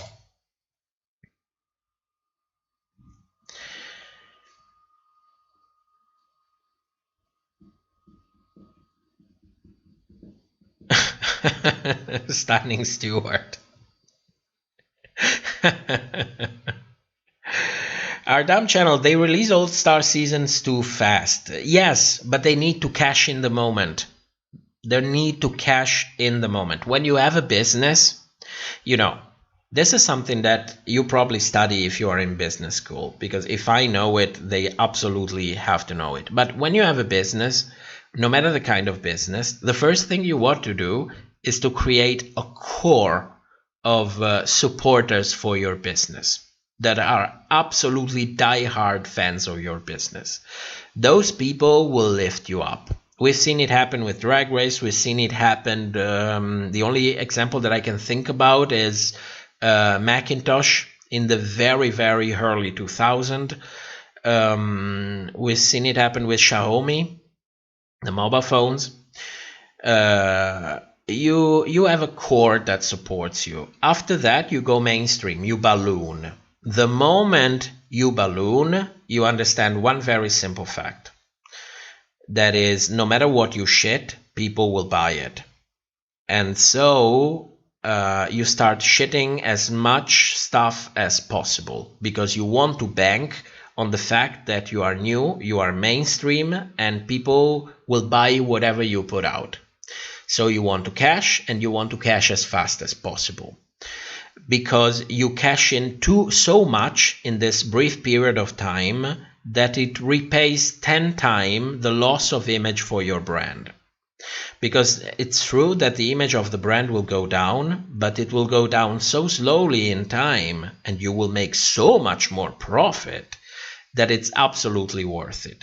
When you see these two variables slowly align together, so that your images went so down that you eroded the value of the brand, and the amount of money that you're bringing in by shitting season after season is start to become as much as the value of the brand itself, at that point, that's when you kickstart the cycle again. And it's at that point in which we can expect this show to regain how can I say, a value, or at least the values we were used to. Because the problem with mainstream is that people get bored very, very easily. Apple is an anomaly because they have done a ton of shit in the past 10 to 15 years, but they became a status symbol. So you see, but they are an anomaly. What usually happens is that after you balloon mainstream and you cash your checks, you can only go down from there. So you better cash your check as fast as you can and bank on it as much as you can. It's business. That's the problem with it. It's business. World of Wonder is not a non-profit organization. So they will, this is what's going to happen. There is no escaping that. Jules, RuPaul is such a global star right now that it doesn't matter what it releases or not. People will buy it, subscribe, and watch. Yes, that's absolutely true.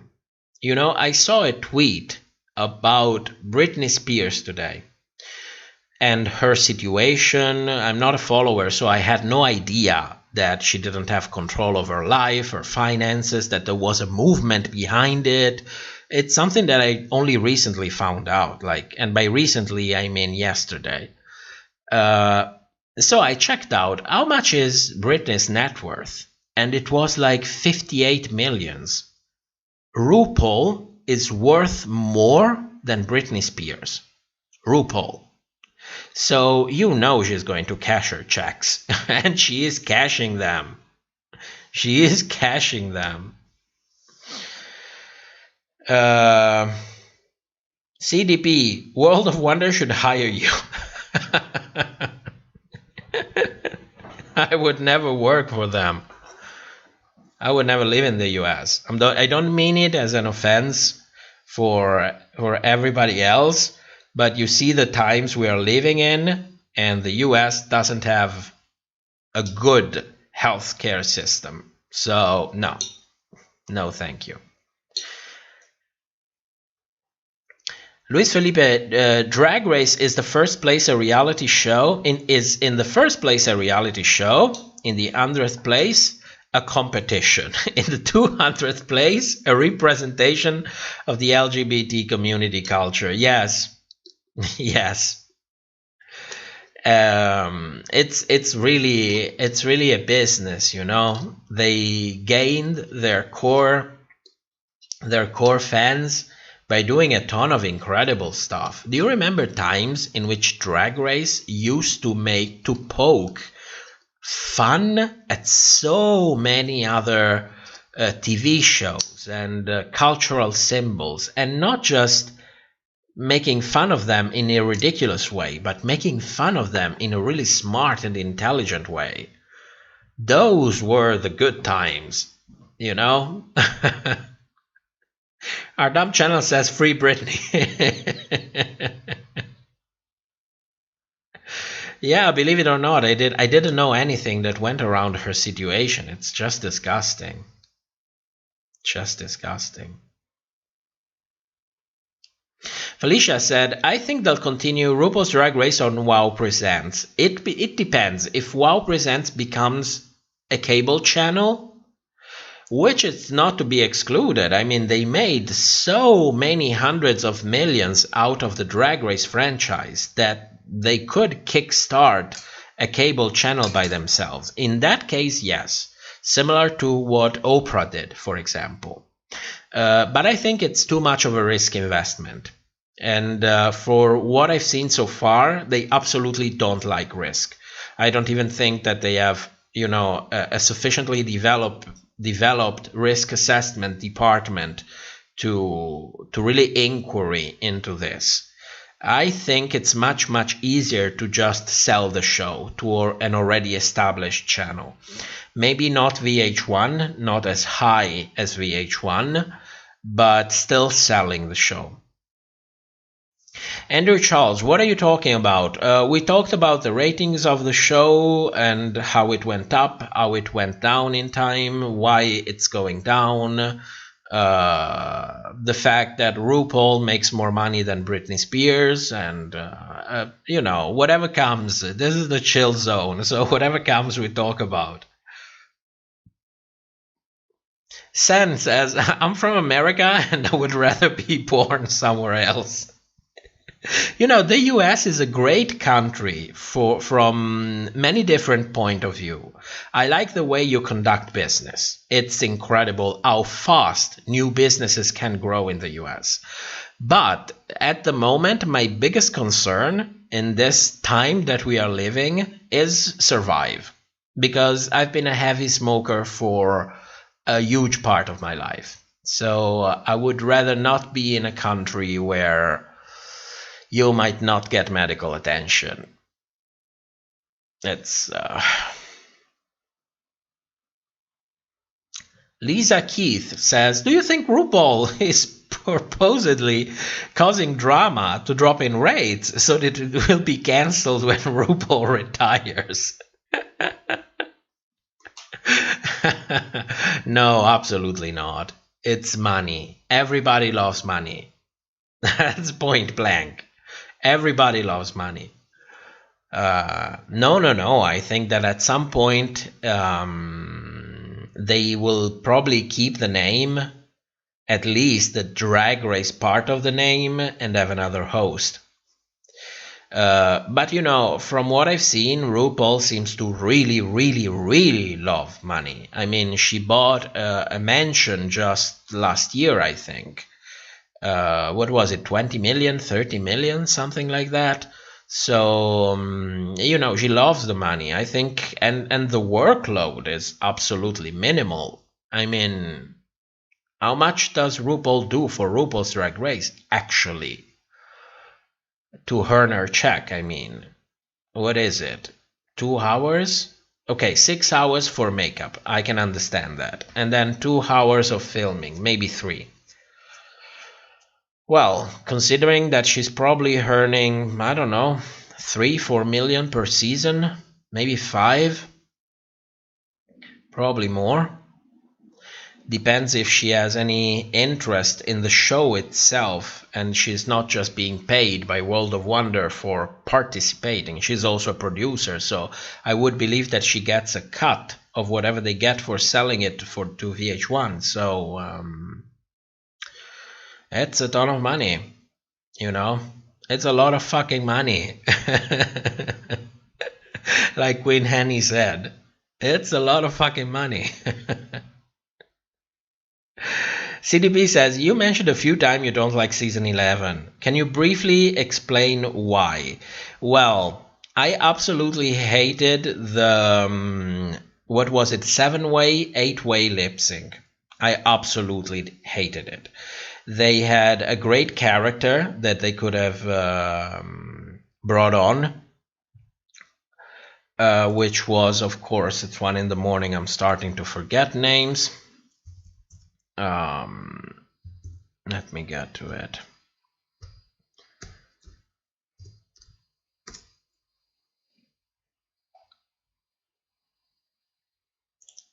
Oh, there we go. Which was Scarlet Envy. She was absolutely incredible. She was shady as fuck. She would have brought some real drama to the whole thing.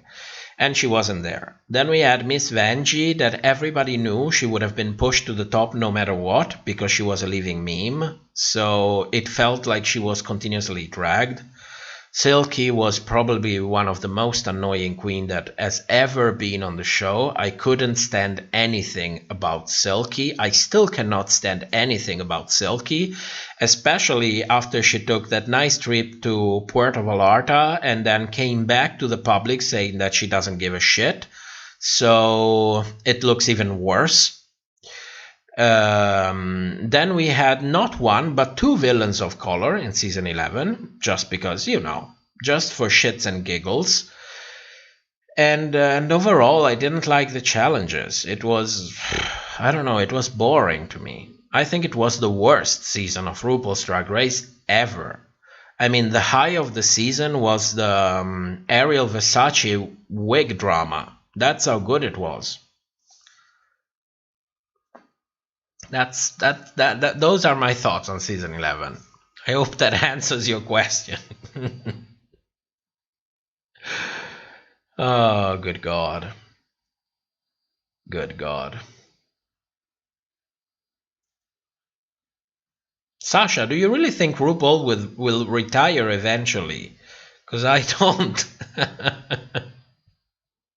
I think RuPaul will eventually retire. Probably in the next 5 years. Because after you make so much money, you also want to enjoy it. You know, filming for reality television is great because it basically means that you're working 2 months a year. So he already has a ton of time to enjoy his money. But it's, you know, it's also good when you can enjoy it without ever working again. Unless he enjoys working. Unless he enjoys being on Drag Race. He enjoys the experience. He enjoys the exposure. He enjoys being the face of the brand. So unless all of this is true, I think probably in the next 4 to 5 years, he will definitely retire and enjoy all of his money. Because it's a shit ton of money. It's a shit ton of money. Luis Felipe, RuPaul keeps showing up in the workroom to make the girls look stupid on national television for no apparent reason. Oh, I agree 100% with that. Agree 100%. Joel, Scarlett was a star. Oh, yes. Yes. I will never forget the Raja has been in the bottom a lot. I mean, that really was the height of the season for me. You know, that's where it peaked for me. Exactly at that moment. That was shade done the proper way. Because it was real, It wasn't that serious. It was on point, and it was not an insult. And we were deprived of all of that. It's a crime. It's simply a crime. Our dumb channel, Ru, is gonna live forever. Beatrice, Scarlett is Pearl's drag daughter. Oh, really? I knew that Scarlett used to take out Pearl's dog when she lived in New York. I heard it from Pearl.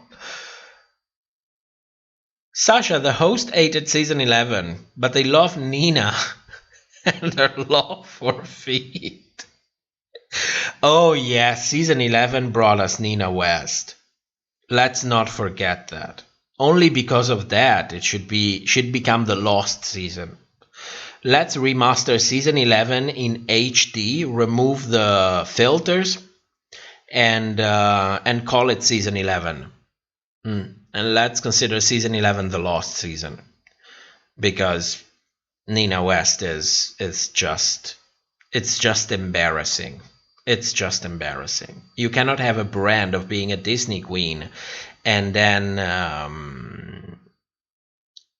spend all of your stage performances calling cute guys on stage so that you can passionately lick their feet.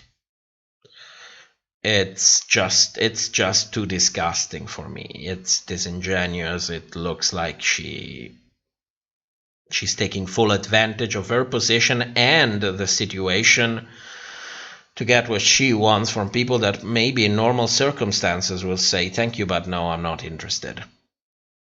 So, and she's a Disney queen, which is fantastic. She should probably be, what is that channel that always does thing with kids and feet? Nickelodeon. That's where she belongs. That's where she belongs. Alethea, too much advertising. Oh, well, the advertisement has always been there, but it was cleverly disguised. Now it's just advertisement. Let's not forget season 12. Girls, you need to prepare a catsuit for the season. Ooh, fantastic! Yay! It will be for a runway. It will be stunning. No.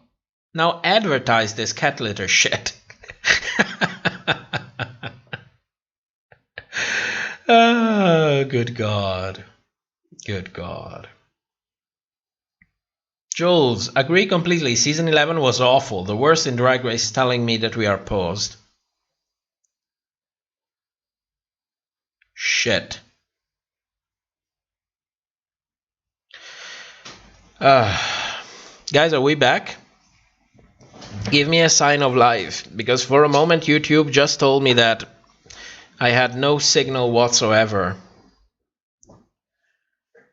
So if you can hear me loud and clear, just give me a sign. Okay, we're back. Okay, great. Yeah, unfortunately the YouTube interface is done like shit. So it tells me excellent connection, but it also gives me a sign that the live stream is loading. So I kind of had the impression that we were losing connection right there. Okay, great. Sign. Where were we? Oh my God, there is a Russian name that I cannot pronounce for the love of me. So sorry if I don't even try. I will go with initial. BP says, how impossible is the idea of having a fair competition of RuPaul's Drag Race? Wouldn't it be more profitable to fire the army of producers and let us, the viewer, enjoy the show at its purest? Well, you cannot have a realistic competition for a very simple reason. You don't know what you're getting yourself into. You might end up with a bunch of queens that are boring altogether, and the show becomes boring. Let's not forget what happened in season 7. They suffered from overcasting look queens, and season 7 at the time was a huge flop, even though the number was still going high because Drag Race was getting new viewers. They were compensating, but the core of the fan base was absolutely disappointed with season 7. And most of all, you also have to consider the marketing department. If your viewership has an average age of 17, 18, 19, you have to have somebody young in the top because your viewers want to see themselves in the show. So you have to cast at least 2 or 3 very young queen, possibly very talented, possibly help them a little bit. And the same thing is for people of color and mostly African Americans in the US, which are the highest percentage of the not white population, so they need to be represented as well. So you need to be sure that you cast 2 or 3 queens of color which are very talented, you bring them to the top. There are so many things that tell you that you cannot have really an Olympics. It's not a real competition, but still you can work a lot and do a lot to make it feel real. You know, because at the end of the day, this is television. This is what we want. We want a feeling. We don't really want to see 100% of the time a competition because it's been done before and people don't like it on average. So I can understand that it cannot be 100% true, but there are many shades of gray in between. And I think that they move the bar to 99% fakeness in the recent times, which is really deterring many people from continuing to watch the show, and the numbers tell a very clear story. So this is why I think we cannot have a 100% fair competitions. Our dumb channel, what are your thoughts on Canada's Drag Race? I watched episode 1 of Canada's Drag Race and then I didn't watch anymore. So I never finished it. So I can tell you the impression that I had on the first episode. It looked fresh to me. It looked less manipulated than the normal Drag Race. The queens looked more unique in a way than what I see in Drag Race normally, because we never have like extreme styles of drag. We always have that one campy queen with an out-of-the-box style of drag, but still an innocuous out-of-the-box style of drag, if you know what I mean.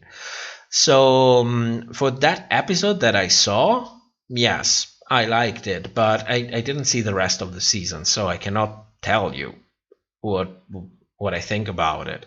You know, maybe when we will be finished with covering Season 12 and All-Star 6, I'll have a little bit of vacation and I can enjoy Canada's Drag Race. But I can tell you already, I will probably watch Drag Race UK Season 2 instead. Which is what everybody should do instead of watching Season 13. Sen, any baby challenge from any season is... My God, next episode they're going to bring back the Bossy Rossi show. Oh dear God, why can't they hire a writer? You know, you even have like this ghostwriter songs, yes, this ghostwriter laws in the US, in which you can really have someone not appear in any credit despite the fact that they wrote the stuff. You even have the ability to do that. Hire a fucking writer. So I have no expectation for this episode except not seeing baby drag. Because let's not forget that, you know, it started with Eureka in season 10 in the Bossy Rossi acting challenge. So, you know, it's not looking good. It's not looking good.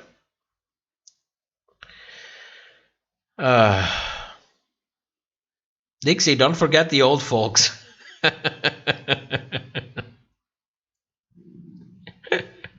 Oh yes, when it's time to go into baby drag to fake a tantrum, let them be of every age. It's not like there is a kink about it, isn't it? Oh, good God.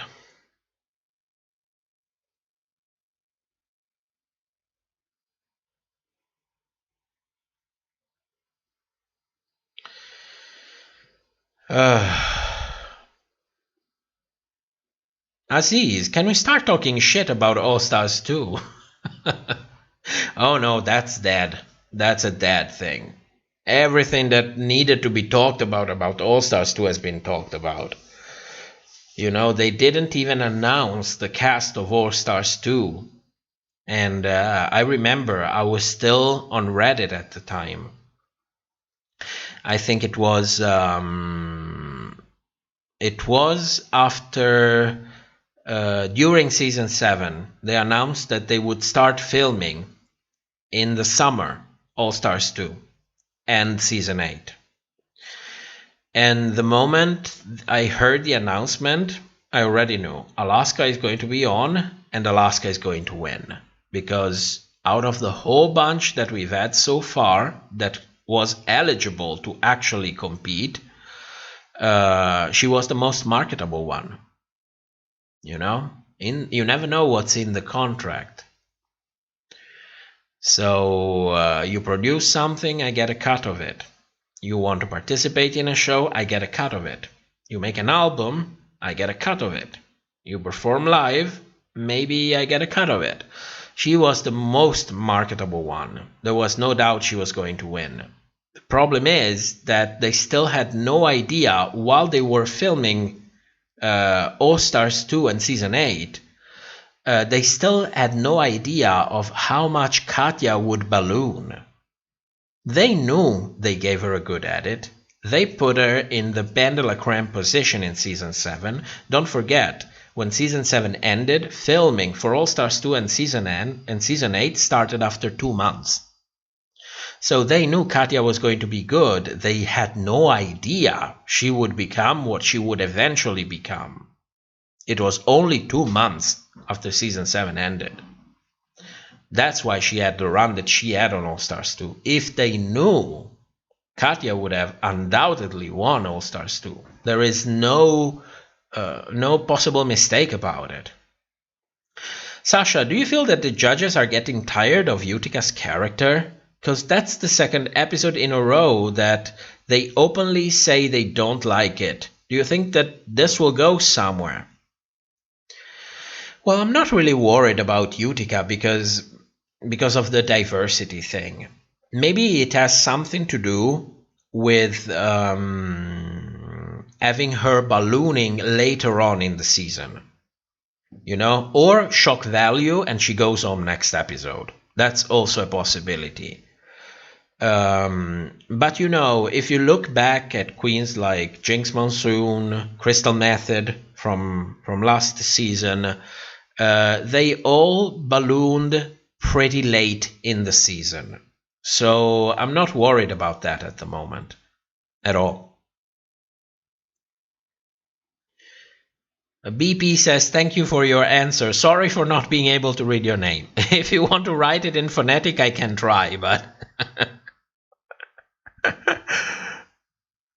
Our dumb channel, Bag of Chips is stunning, Bag of Chips is class. Bag of Chips also does something else, if I remember the song correctly.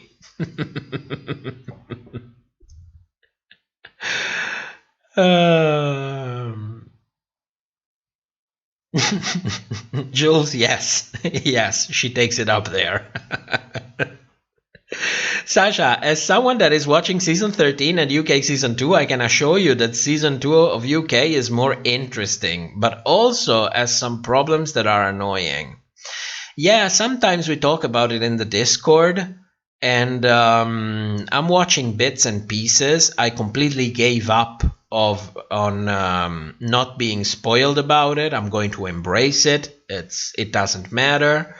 But I get that the general consensus is that even though it feels very amateur from an editing point of view, very marked, it's still a much better experience than Season 13.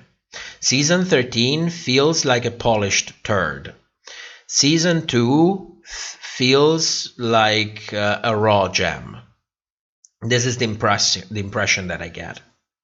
CDP, not the Bossy Rossi show again. It's going to be called, I think, the Bossy Rossi After Night or something like that. I don't know. I read it on Wikipedia when I was doing the charts for how is it called, the ratings for the show.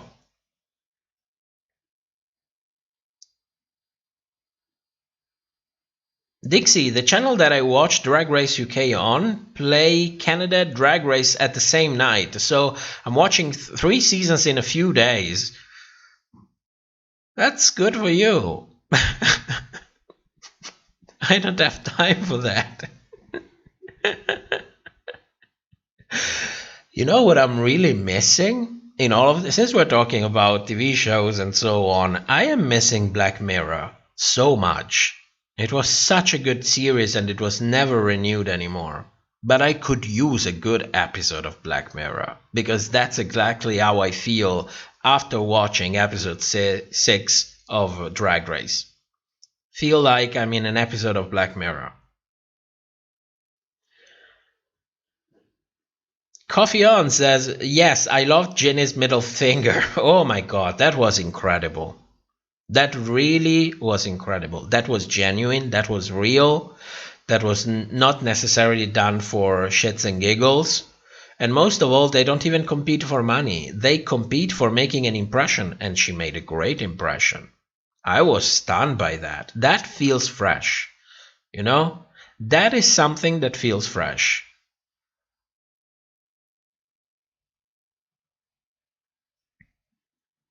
CDP, Fate of All-Stars 6. I lost my hope around the All-Star spin-off. Well, I can tell you this much.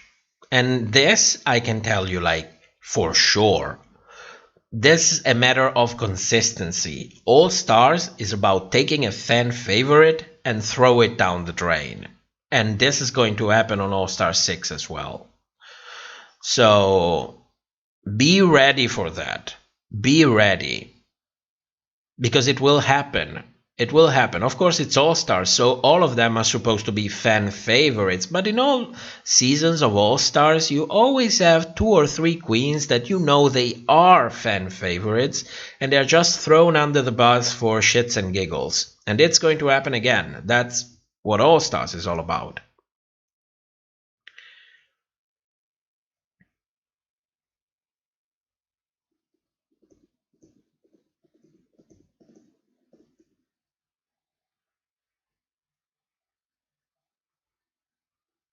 Alethea, the amateur has charm at least. Oh, yes. Yes, it has its charm. I mean, and they are still finding their footage. But then again, it's produced by the BBC, which is, you know, the same exact people that kind of killed Doctor Who. So I don't have high hopes. They are going to fuck it up. That is for sure. But for the moment, we are on season 2. The show still feels like a rough diamond. There is still a good perspective ahead. So, you know, we'll see.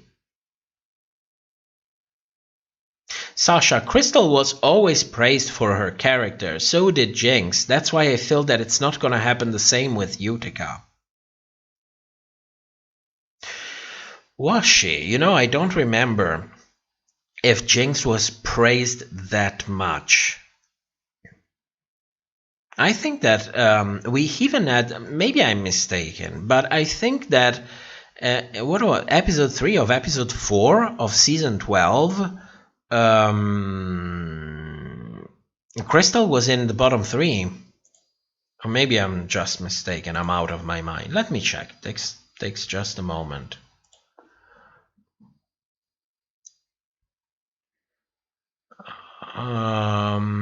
Yes, in episode 3, she was in the bottom 3, Crystal. What was episode 3? What was it? World's Worst.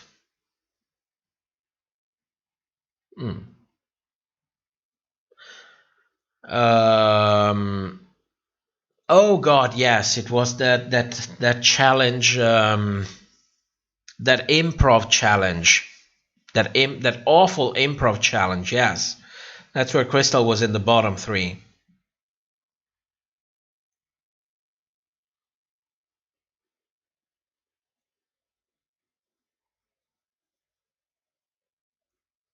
Victoria, this is my first time actually watching a season as it is put out, and I can say that it's much easier to do that than binging a season. Half of the time, I couldn't remember who is who.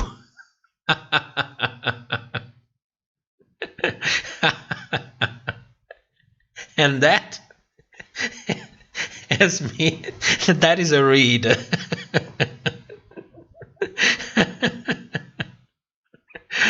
Ty Hill, I didn't want Tamisha to go home. I don't want Tamisha to go on all... Oh, sorry. I finished energy drinks. I just have water. I don't want Tamisha to go on All Stars, but I know she wants it. I hope she doesn't take it.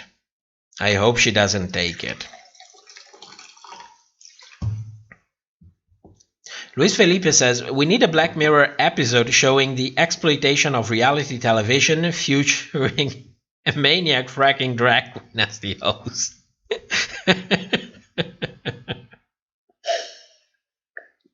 They canceled the series, unfortunately. And I think the people behind it already took other jobs. They couldn't find a middle way. They couldn't find an agreement. And since they do not own the brand, because I believe that it's co-owned, they couldn't find an agreement, and so it just ended there. Sen, I'm losing faith with season 13, and I'm only watching it for this live stream and keying with each other. I mean, in a way, I can understand that a dumpster fire is endearing in a way, but this episode was episode 5 was a dumpster fire, and it was fun. I had a ton of fun in episode 5, because even though it was really a dumpster fire, it had its charm, you know. It was so bad it was good, but this episode was just sad. It was just sad. That's you know.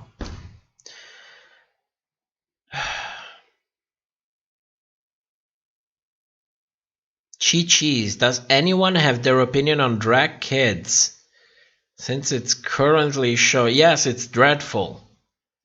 It's dreadful. I don't like it. I like freedom of expression, but makeup on kids doesn't sit right with me. I'm sorry. I'm old school from that point of view. Sracek says, how old are you? I'm as old as time. I can tell you that much.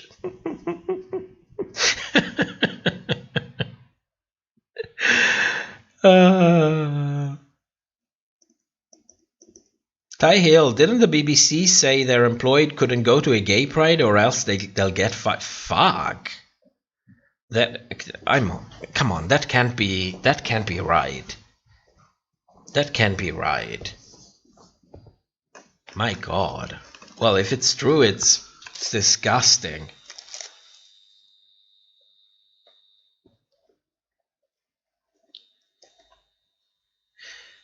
Jenna says, Utica is like Ivy. Ivy. My God, why can I not pronounce Evie? The moment I see it on screen, the first thing that comes to my mind is Ivy. I cannot help it. I cannot help it. Every damn time I always pronounce her name wrong, Evie Oddly. So Utica is like Evie and Crystal, but cute. You guys, when it gets late in the stream, you guys get shady as fuck. Don't think that I didn't know this. You take advantage of the fact that we're not reviewing anything anymore, that there are less people, and you start really untucking, you know.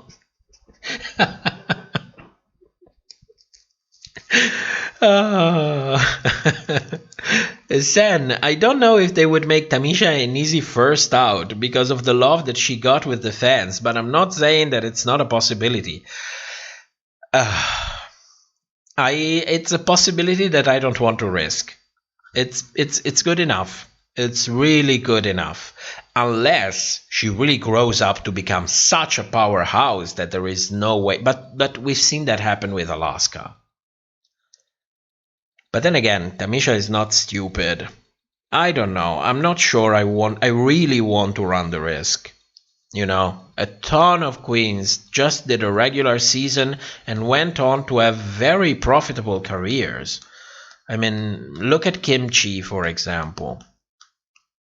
Look at, well, no, Bandela Creme did All Stars after all. No, I don't want to run the risk. I hope she doesn't do All Stars. That's all of my thought about it. Ty Hill, remember the We Are the World parody in season 5? Oh yes, that was so fucked up and so on point. And without autotune, that is what made it so endearing, that nobody could sing. And you know what? They don't have to sing. It's funny because they are trying. It's good because those who can sing get rewarded for it. What is this bullshit with autotune? You're not recording an album. You know, it's a singing challenge. You need to sing. Don't get me started on singing challenges. It's just too much. Jenna, Evie and Crystal are odd as fuck. Come on, even Evie said she's weird. And so is Utica. They are weird, but in a different way. You know, when I saw Utica in the Meet the Queen, I thought, you are weird. You're not just cutesy weird. You are just plain weird. You are weird as fuck. You are spooking me out. That's how weird you are. Like weird. Not likable weird. That's the vibe that I got in the beginning. If you heard me in the pre-show, I was like, I have a natural repulsion to this person. Then, you know, she went on the show, she set a clear line between the character and the person, and it completely worked with me. And of course, she showcased her heart as well. But in the very, very beginning, my first impression was weird in a bad way, not in an endearing way. Nora, I don't have anything against letting your kid wear a dress or a wig at home, but when you put them publicly out there as drag queen, you're crossing the line. Yes, come on, absolutely. Come on. We have this thing of drag isn't hard, drag belongs to everybody. Yes, all of that is true. No doubt about that. But until 10 years ago, drag had a very sexual meaning connected to it. It's not enough time. Maybe in 30 years, it will become so embedded that the culture, the global culture would have changed. Right now, it's just too soon. So I am all in for letting your kids embracing the way they feel and the way they want to express themselves. Makeup? No. Dressing in a certain way? No. Not even at home. Might be too conservative, but no. No. Absolutely not. And we are all thinking about one specific performer and his parents. So let's over that, because it's sad just to think about it. And also we don't want YouTube to block the stream.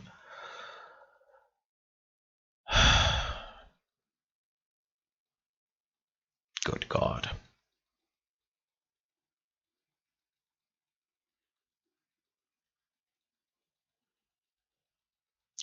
Chi says, imagine all-stars with teams of 2 and team captains and such, and whoever loses a challenge on whichever team, the captain would automatically have to lip sync.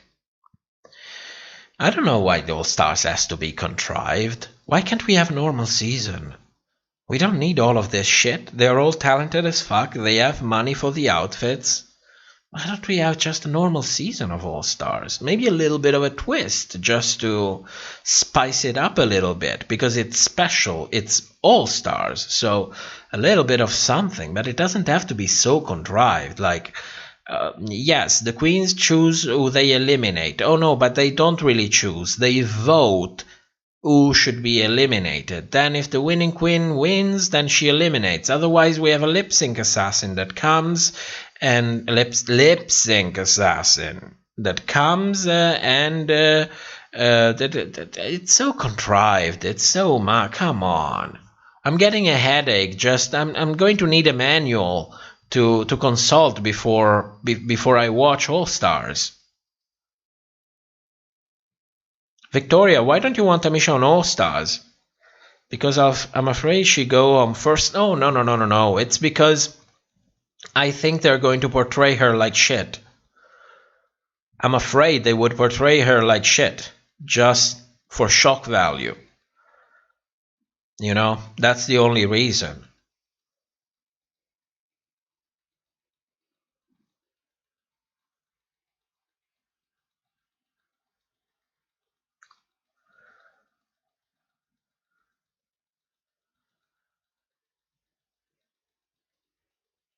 Coffee on ZTili. Everyone go to Tamisha's Facebook and watch her drag battle. Ooh, she's starting a drag battle. Yes, I saw the video. She published it today, I think. Go follow Tamisha on YouTube. She comes on live after every episode. Unfortunately, it's like 5 in the morning here, so I always catch up a little bit later on her lives, but she is here. Let's not forget about that.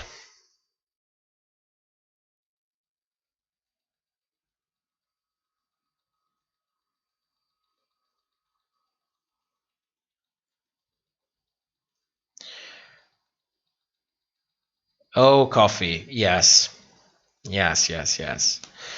She's well, Coffee says the queens should get a stipend if they're not wealthy before the show. Absolutely, yes. They should get an allowance to buy the dresses. And no less than 30,000, I would say. Like 25,000, the bare minimum. Like the bare minimum. And if you think that's a lot of money, that's a lot of money for you and me.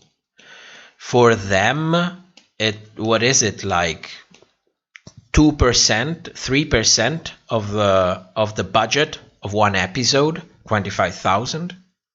Probably much less. Yes, absolutely. I also counted the outfit. I'm sorry I didn't show you this chart yet, but I have all of this information saved because you never know while I'm getting all the stuff together for the review. I gain so much material and then I never talk about all of these things. Where's the chart? Let me bring it out. There we go. Outfits. They have to prepare already a total of 12 outfits, and not just any outfit. Some of them, like the disco outfit, could have been really cheap. You know, some of them bought really cheap stuff, like $300, $400. Some of them, even for the challenge, bought really expensive things, like no less than $600, $700. If you had it done, probably $1,000, probably more. And the runway, there is no way that something like the Denali wore was even anywhere less than $2,000 at all. That was custom made, custom fit. Probably $3,000, $4,000 even. So these are the prices. And we are on episode 6. You know, episode 6. They eliminated 3 queens. We are left with 10. We have to have 4 by the end of the season, which means we have at least 6 more episodes. At this rate, they will have to prepare another 12 outfits. Not to mention the outfits that they need to prepare for the finale. That's a huge sum of money. That's a lot of fucking money. They need to... and, you know, at this point, what's even the point in critiquing the runway anymore? It's just a war on who has more money. You have to level the playing field. You have to give them money for competing. You know, with receipts and everything, that is for sure. You know, you don't just get money and that's it. But even if you just get money and that's it, no, that wouldn't feel right. But you need to use it for your outfits. But they need to get backed up. I mean, when Kimura said I used my life savings for this, I felt so heartbroken. It was so, you know. We are also in a time in which they cannot go out and perform. Because, okay, you spend $40,000 on outfits to go on the show. You go home first. Okay, but then you do your live shows, you know. You do, probably what you will do are watch parties. And you get paid $3,000, $4,000, $5,000 for doing your watch party. So you do that for the rest of the season, being the first out, you already abundantly made your money back. So in that matter, kind of makes sense. But right now, it makes absolutely no sense. That's so fucked up.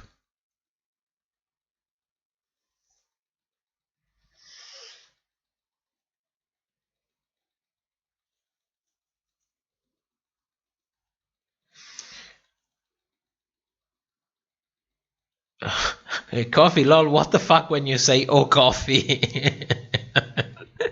Yeah, I have a problem in pronouncing names. Carrie, they made Latrice look bad on All Stars. They made Latrice look like shit on All Stars. I mean, she behaved the way she behaved, but they were all too eager to dial it up to 100. There is no doubt about that. There is absolutely no doubt about that.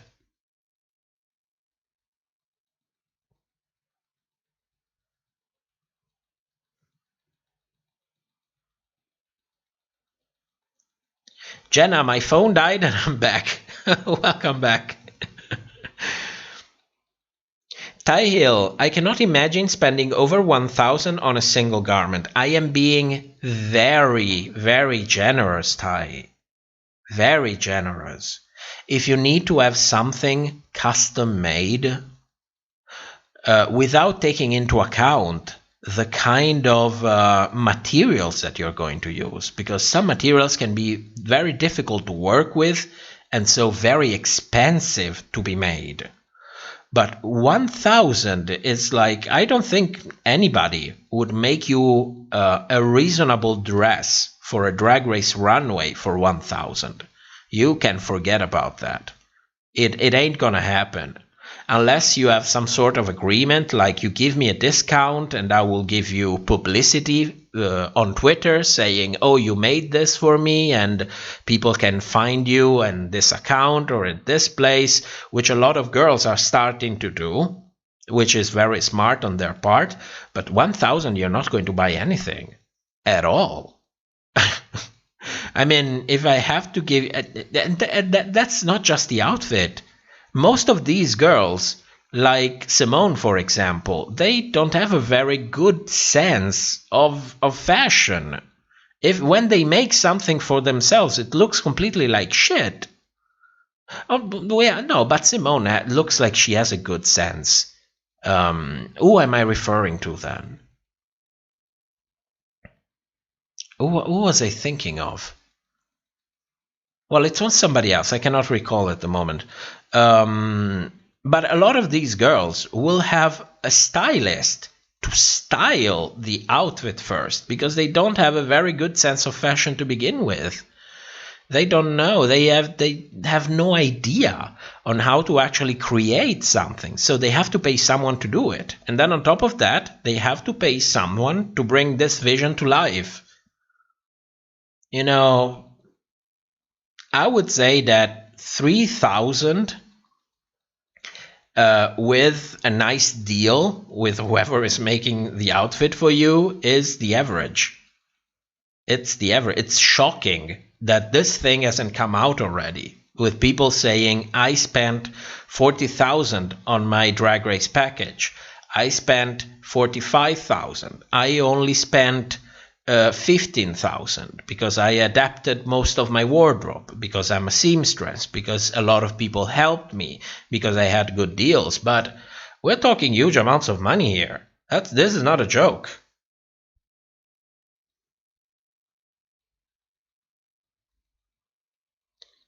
Jenna, wait, Kimora all? Oh, yes, they aired that in Untucked episode 1.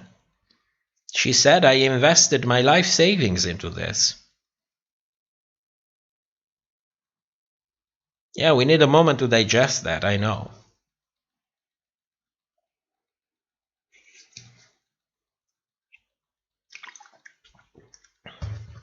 Beverly Steer, would just love to hear your thoughts on the little black dress on Gottmik. I did that in the main show. It looked like shit, unfortunately. It looked lazy. And we've seen minimalistic style from Gottmik as well. And the first time it's fashion forward, the second time it's lazy. These are my thoughts on her dress.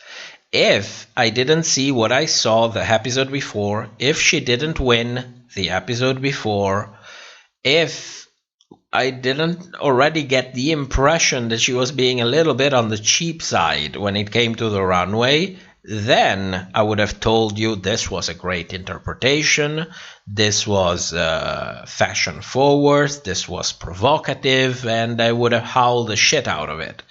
But after seeing what I've seen, no. No, I'm sorry.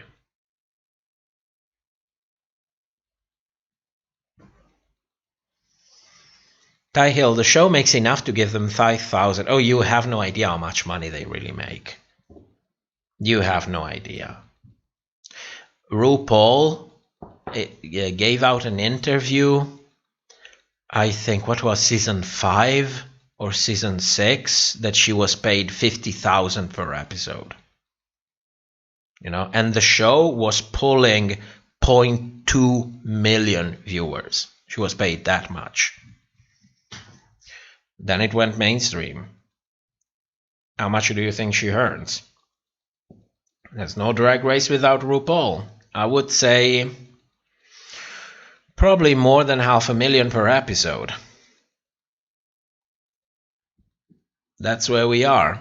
So, you know, the budget is there. Coffee on Zitili says, Bob was saying on Siblings Rivalry that the same few designers do. That it's the same few designers as well. So it's such a good opportunities for queens and designers to work together. Yes, it is. Also because, you know, you see a girl on Drag Race and see, oh my god, this runway was fantastic. Who did it? Oh, he did it. Okay, then you go there as well and say, oh, I saw the work that you did. I can give you, you know, I'll be on Drag Race, so I can give you some publicity, you give me a good price, and blah, blah, blah, and blah, blah, blah. The problem is that if these people are not extremely talented, then at some point they will start making the same things over and over again, just, you know, in different shapes.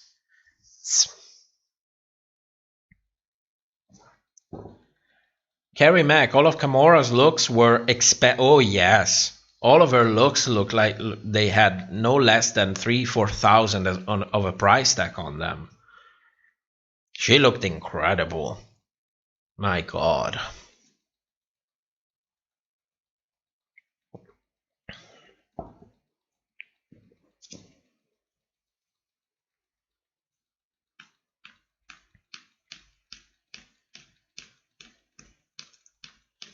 Felicia said, sequin fabric and embellishments are very expensive. You can spend 400 to 500 on materials before a garment is produced. Yes, also, what was I thinking about is feathers. You know, there was all this gaggy thing. Oh, you have chicken feathers. Well, I have ostrich. Was it ostrich feathers? Those are expensive as well. And you're not just buying the material, you're also coloring the material. And then you have to work with the material. Remember the outfit that Denali was wearing when she was on the bottom against Kimora? That thing couldn't have possibly cost less than 2,000. You know, even when you when you have a good deal with the person making you the outfit, it's absolutely impossible. It's absolutely impossible. Coffee says, wasn't Gigi's mom a professional designer? Or did I make that up? She made dresses, I think, for theater, which also explains why Gigi ended up looking very more costuming that fashion.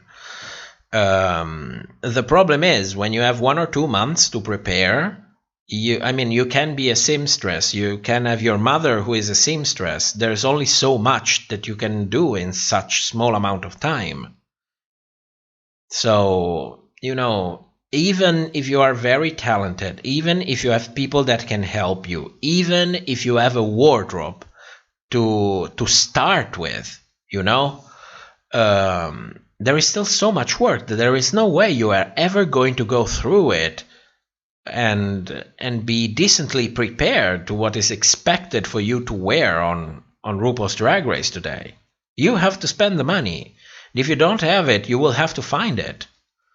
You know, when I said it's only a matter of time before we start hearing horror stories of people mortgaging their home because they need money for Drag Race, I was serious.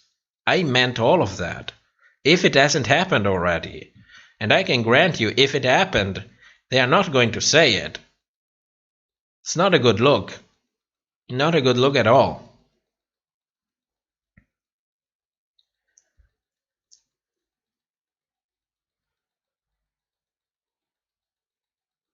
Felicia, the queens from season 12 and 13 won't get a return on investment because due to the pandemic. Yeah, that's absolutely true. Which is sad, because the season has become more expensive, if anything. Almost 30 dresses for season 12. Probably more than 30 for season 13. It's... oh, good God.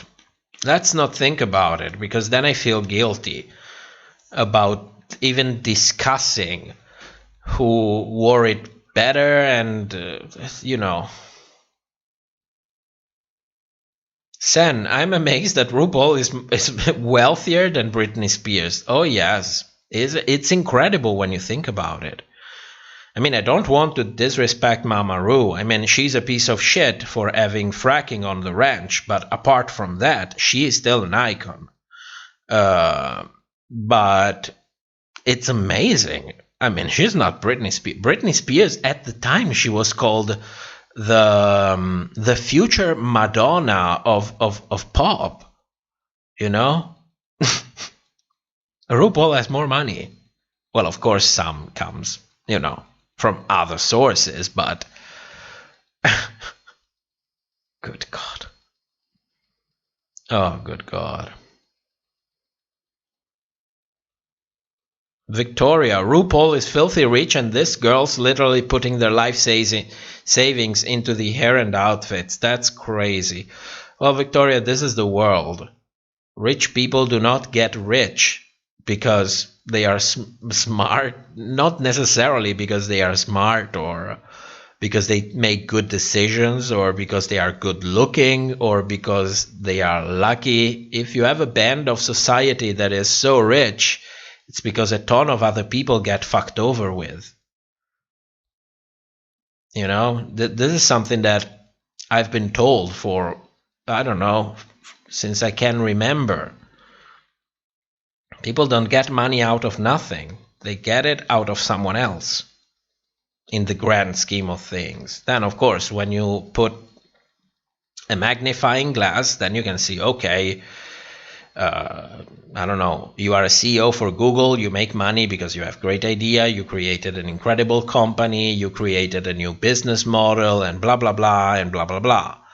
But then, you know, don't forget all the people's data that get fucked over by Google so that they can make their money. One way or the other, money has to be siphoned to the top from somewhere. I'm sorry if I start sounding too socialist, because I'm not really that extreme when it comes to political views. But, you know, when you really get to the core, it's not a surprise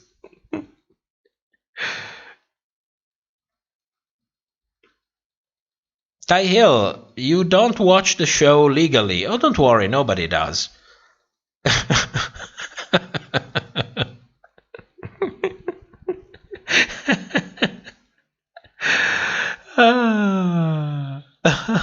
Good God.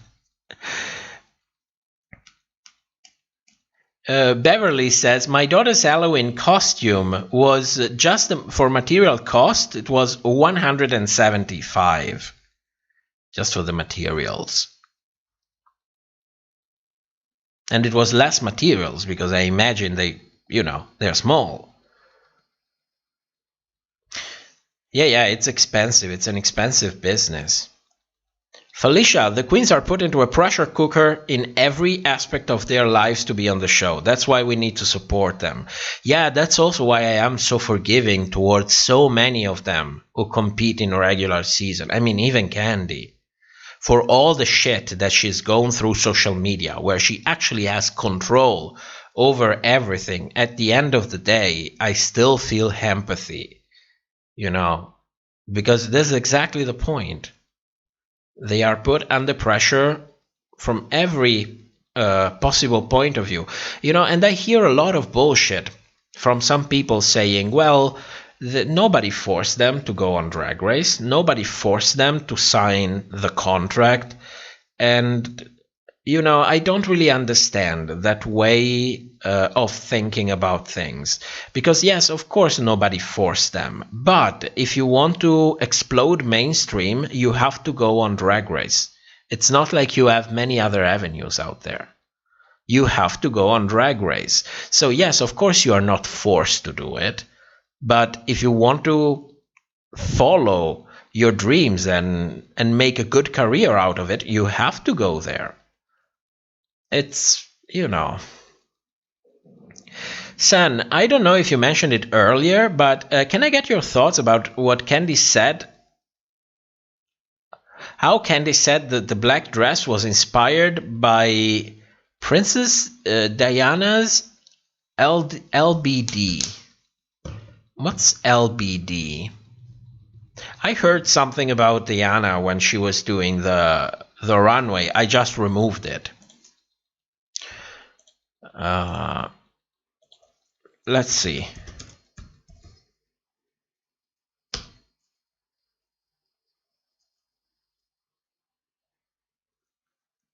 The revenge dress.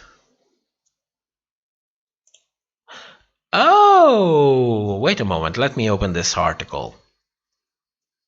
The I don't give a damn dress.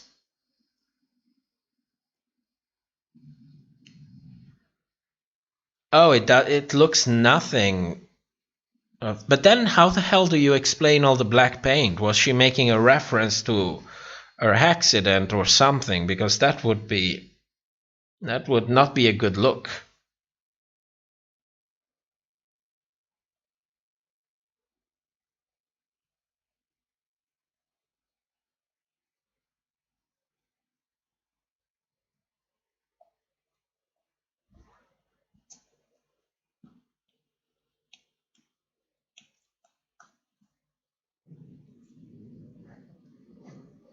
If you hear strange noises, it's my stomach. I'm starting to get hungry.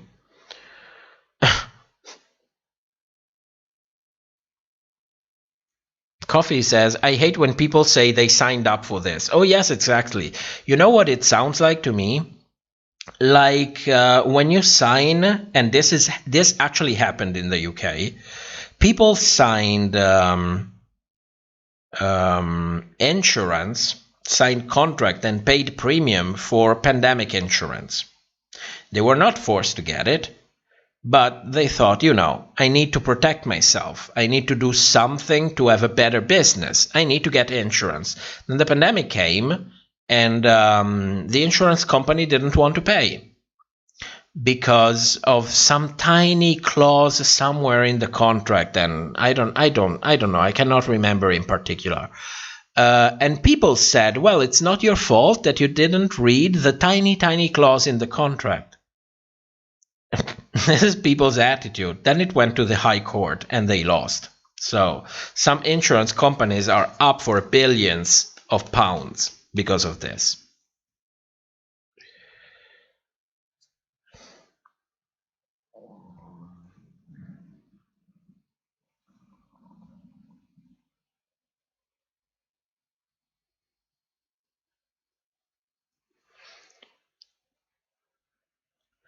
Jules, was she making a reference to Diana's accident? Yes, that's what I was thinking.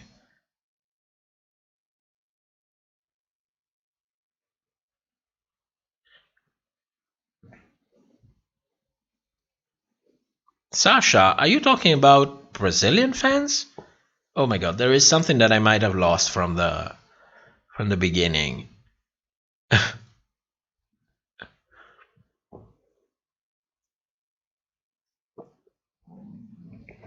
Oh my god, I need to eat something.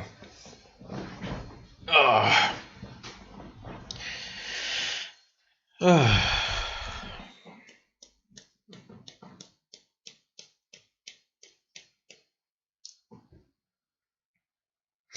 Yeah, she wore the dress allegedly once she found out that she was being cheated on. With what Prince Charles affair. What a Camilla. My god, Camilla. I don't mean to be offensive, but good god.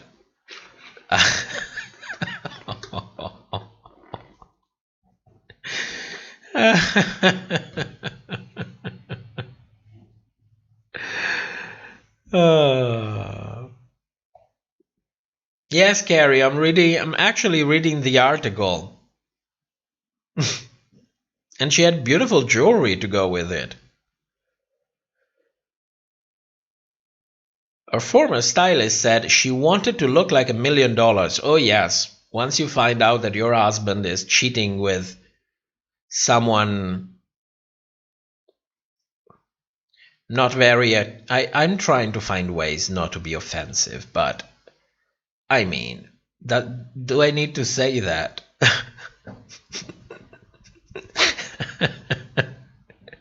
I mean, of course she was going to look absolutely stunning in that dress.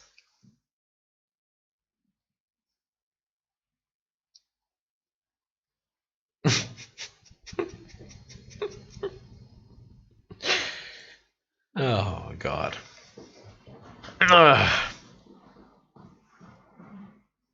San, me and my mom hate Camilla with a passion. Well, you know, let's be honest. Whenever I hear about cheating, you always have to think about one thing. First of all, who gives a shit about everybody else?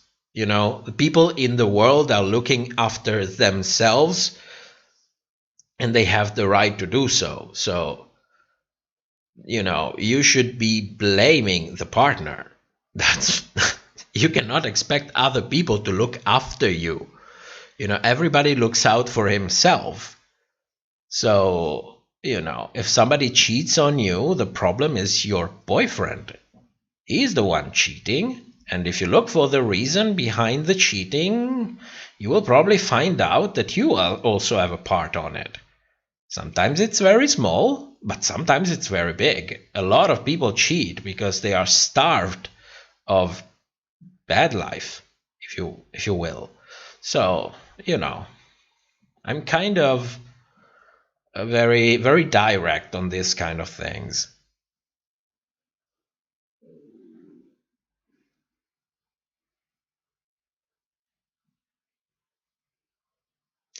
Jenna, does anybody like milk from season 6?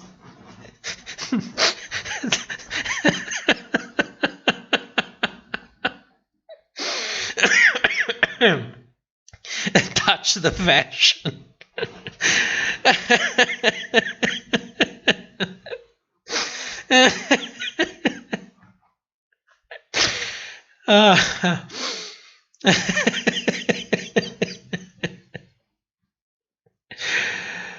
Uh,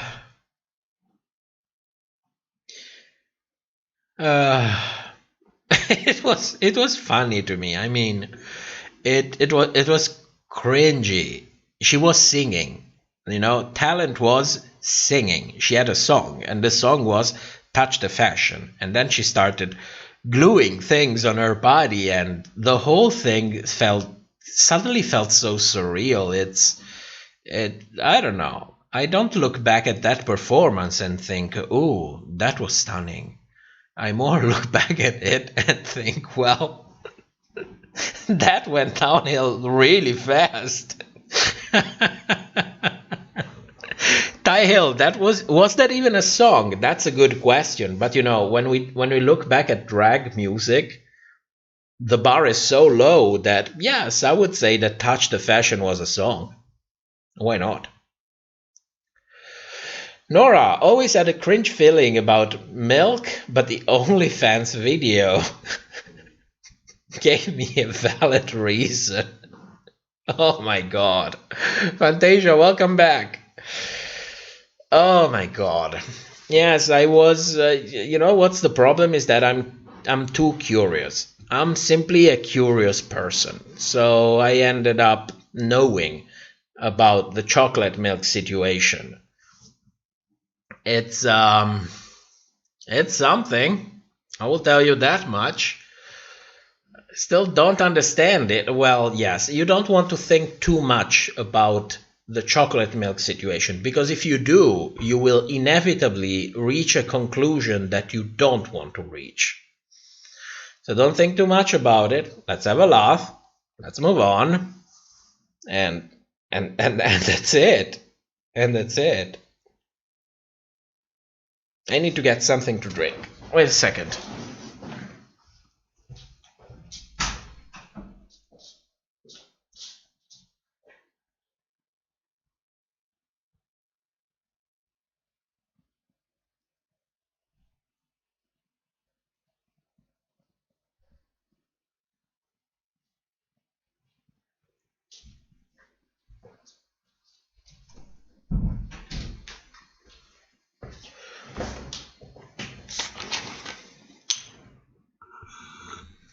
Coffee, if my comments repeat, I'm sorry, I'm on the subway.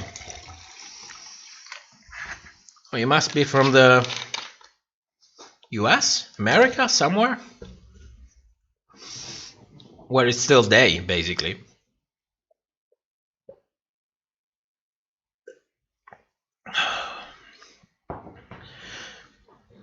Yeah, milk should... You see, Milk is one of those queens who really had it good before she went on All Stars. And then it was all downhill from there. I mean, I'm not blaming the OnlyFans thing. It's hard times. These are performers. They cannot really perform. So I do understand that you need to do what you need to do to survive. And if you want to be safe, then, starting an OnlyFans can be the way. So I don't think I could ever do something like that, but I'm not judging. Why not? It's a way of making it's a job. So what's the problem with it? If you are confident to do it, then good for you. But that thing was a little bit too much. It was a little bit too much. Jules, Diana was stunning in everything, but Candy Muse, not so much. Yeah, I mean, you can reference things, but if you reference them, at least make sure that people can realize the connection there, because otherwise it's like, ugh.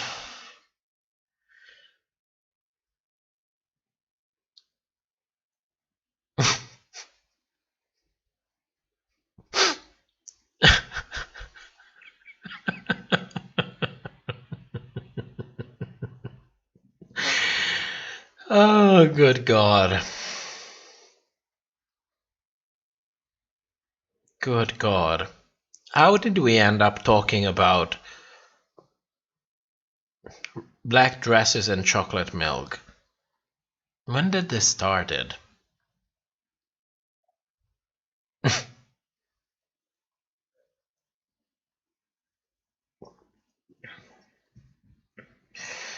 Okay, tell you what. I think I've had enough for this stream. I really need to go eat something. I want to smoke as well. How are we going to do this? This episode was terrible, and to think that I have to go through it again for the video is kind of it feels a little bit like a burden. So I don't know, maybe I'll leave the video out a little bit late, like on Wednesday or something. Something like that. And I hope I will have a proper video coming out next week. Possibly on Friday. At late Saturday. But there are still a couple things that I have to fix. Because we are getting too many copyright claims on the video and they are blocking it. So I need to re-edit the whole thing so that everybody can at least see the good fucking video. With that said, see you next Sunday as usual, same time, same place. No matter what happens on the show, we will be here trying to review it. And let's hope that even if it's not necessarily a good episode, at least we can have a good laugh about it, because this episode was a little bit too much. So thanks everyone for tuning in, and I will see you back next week. So good night to you all.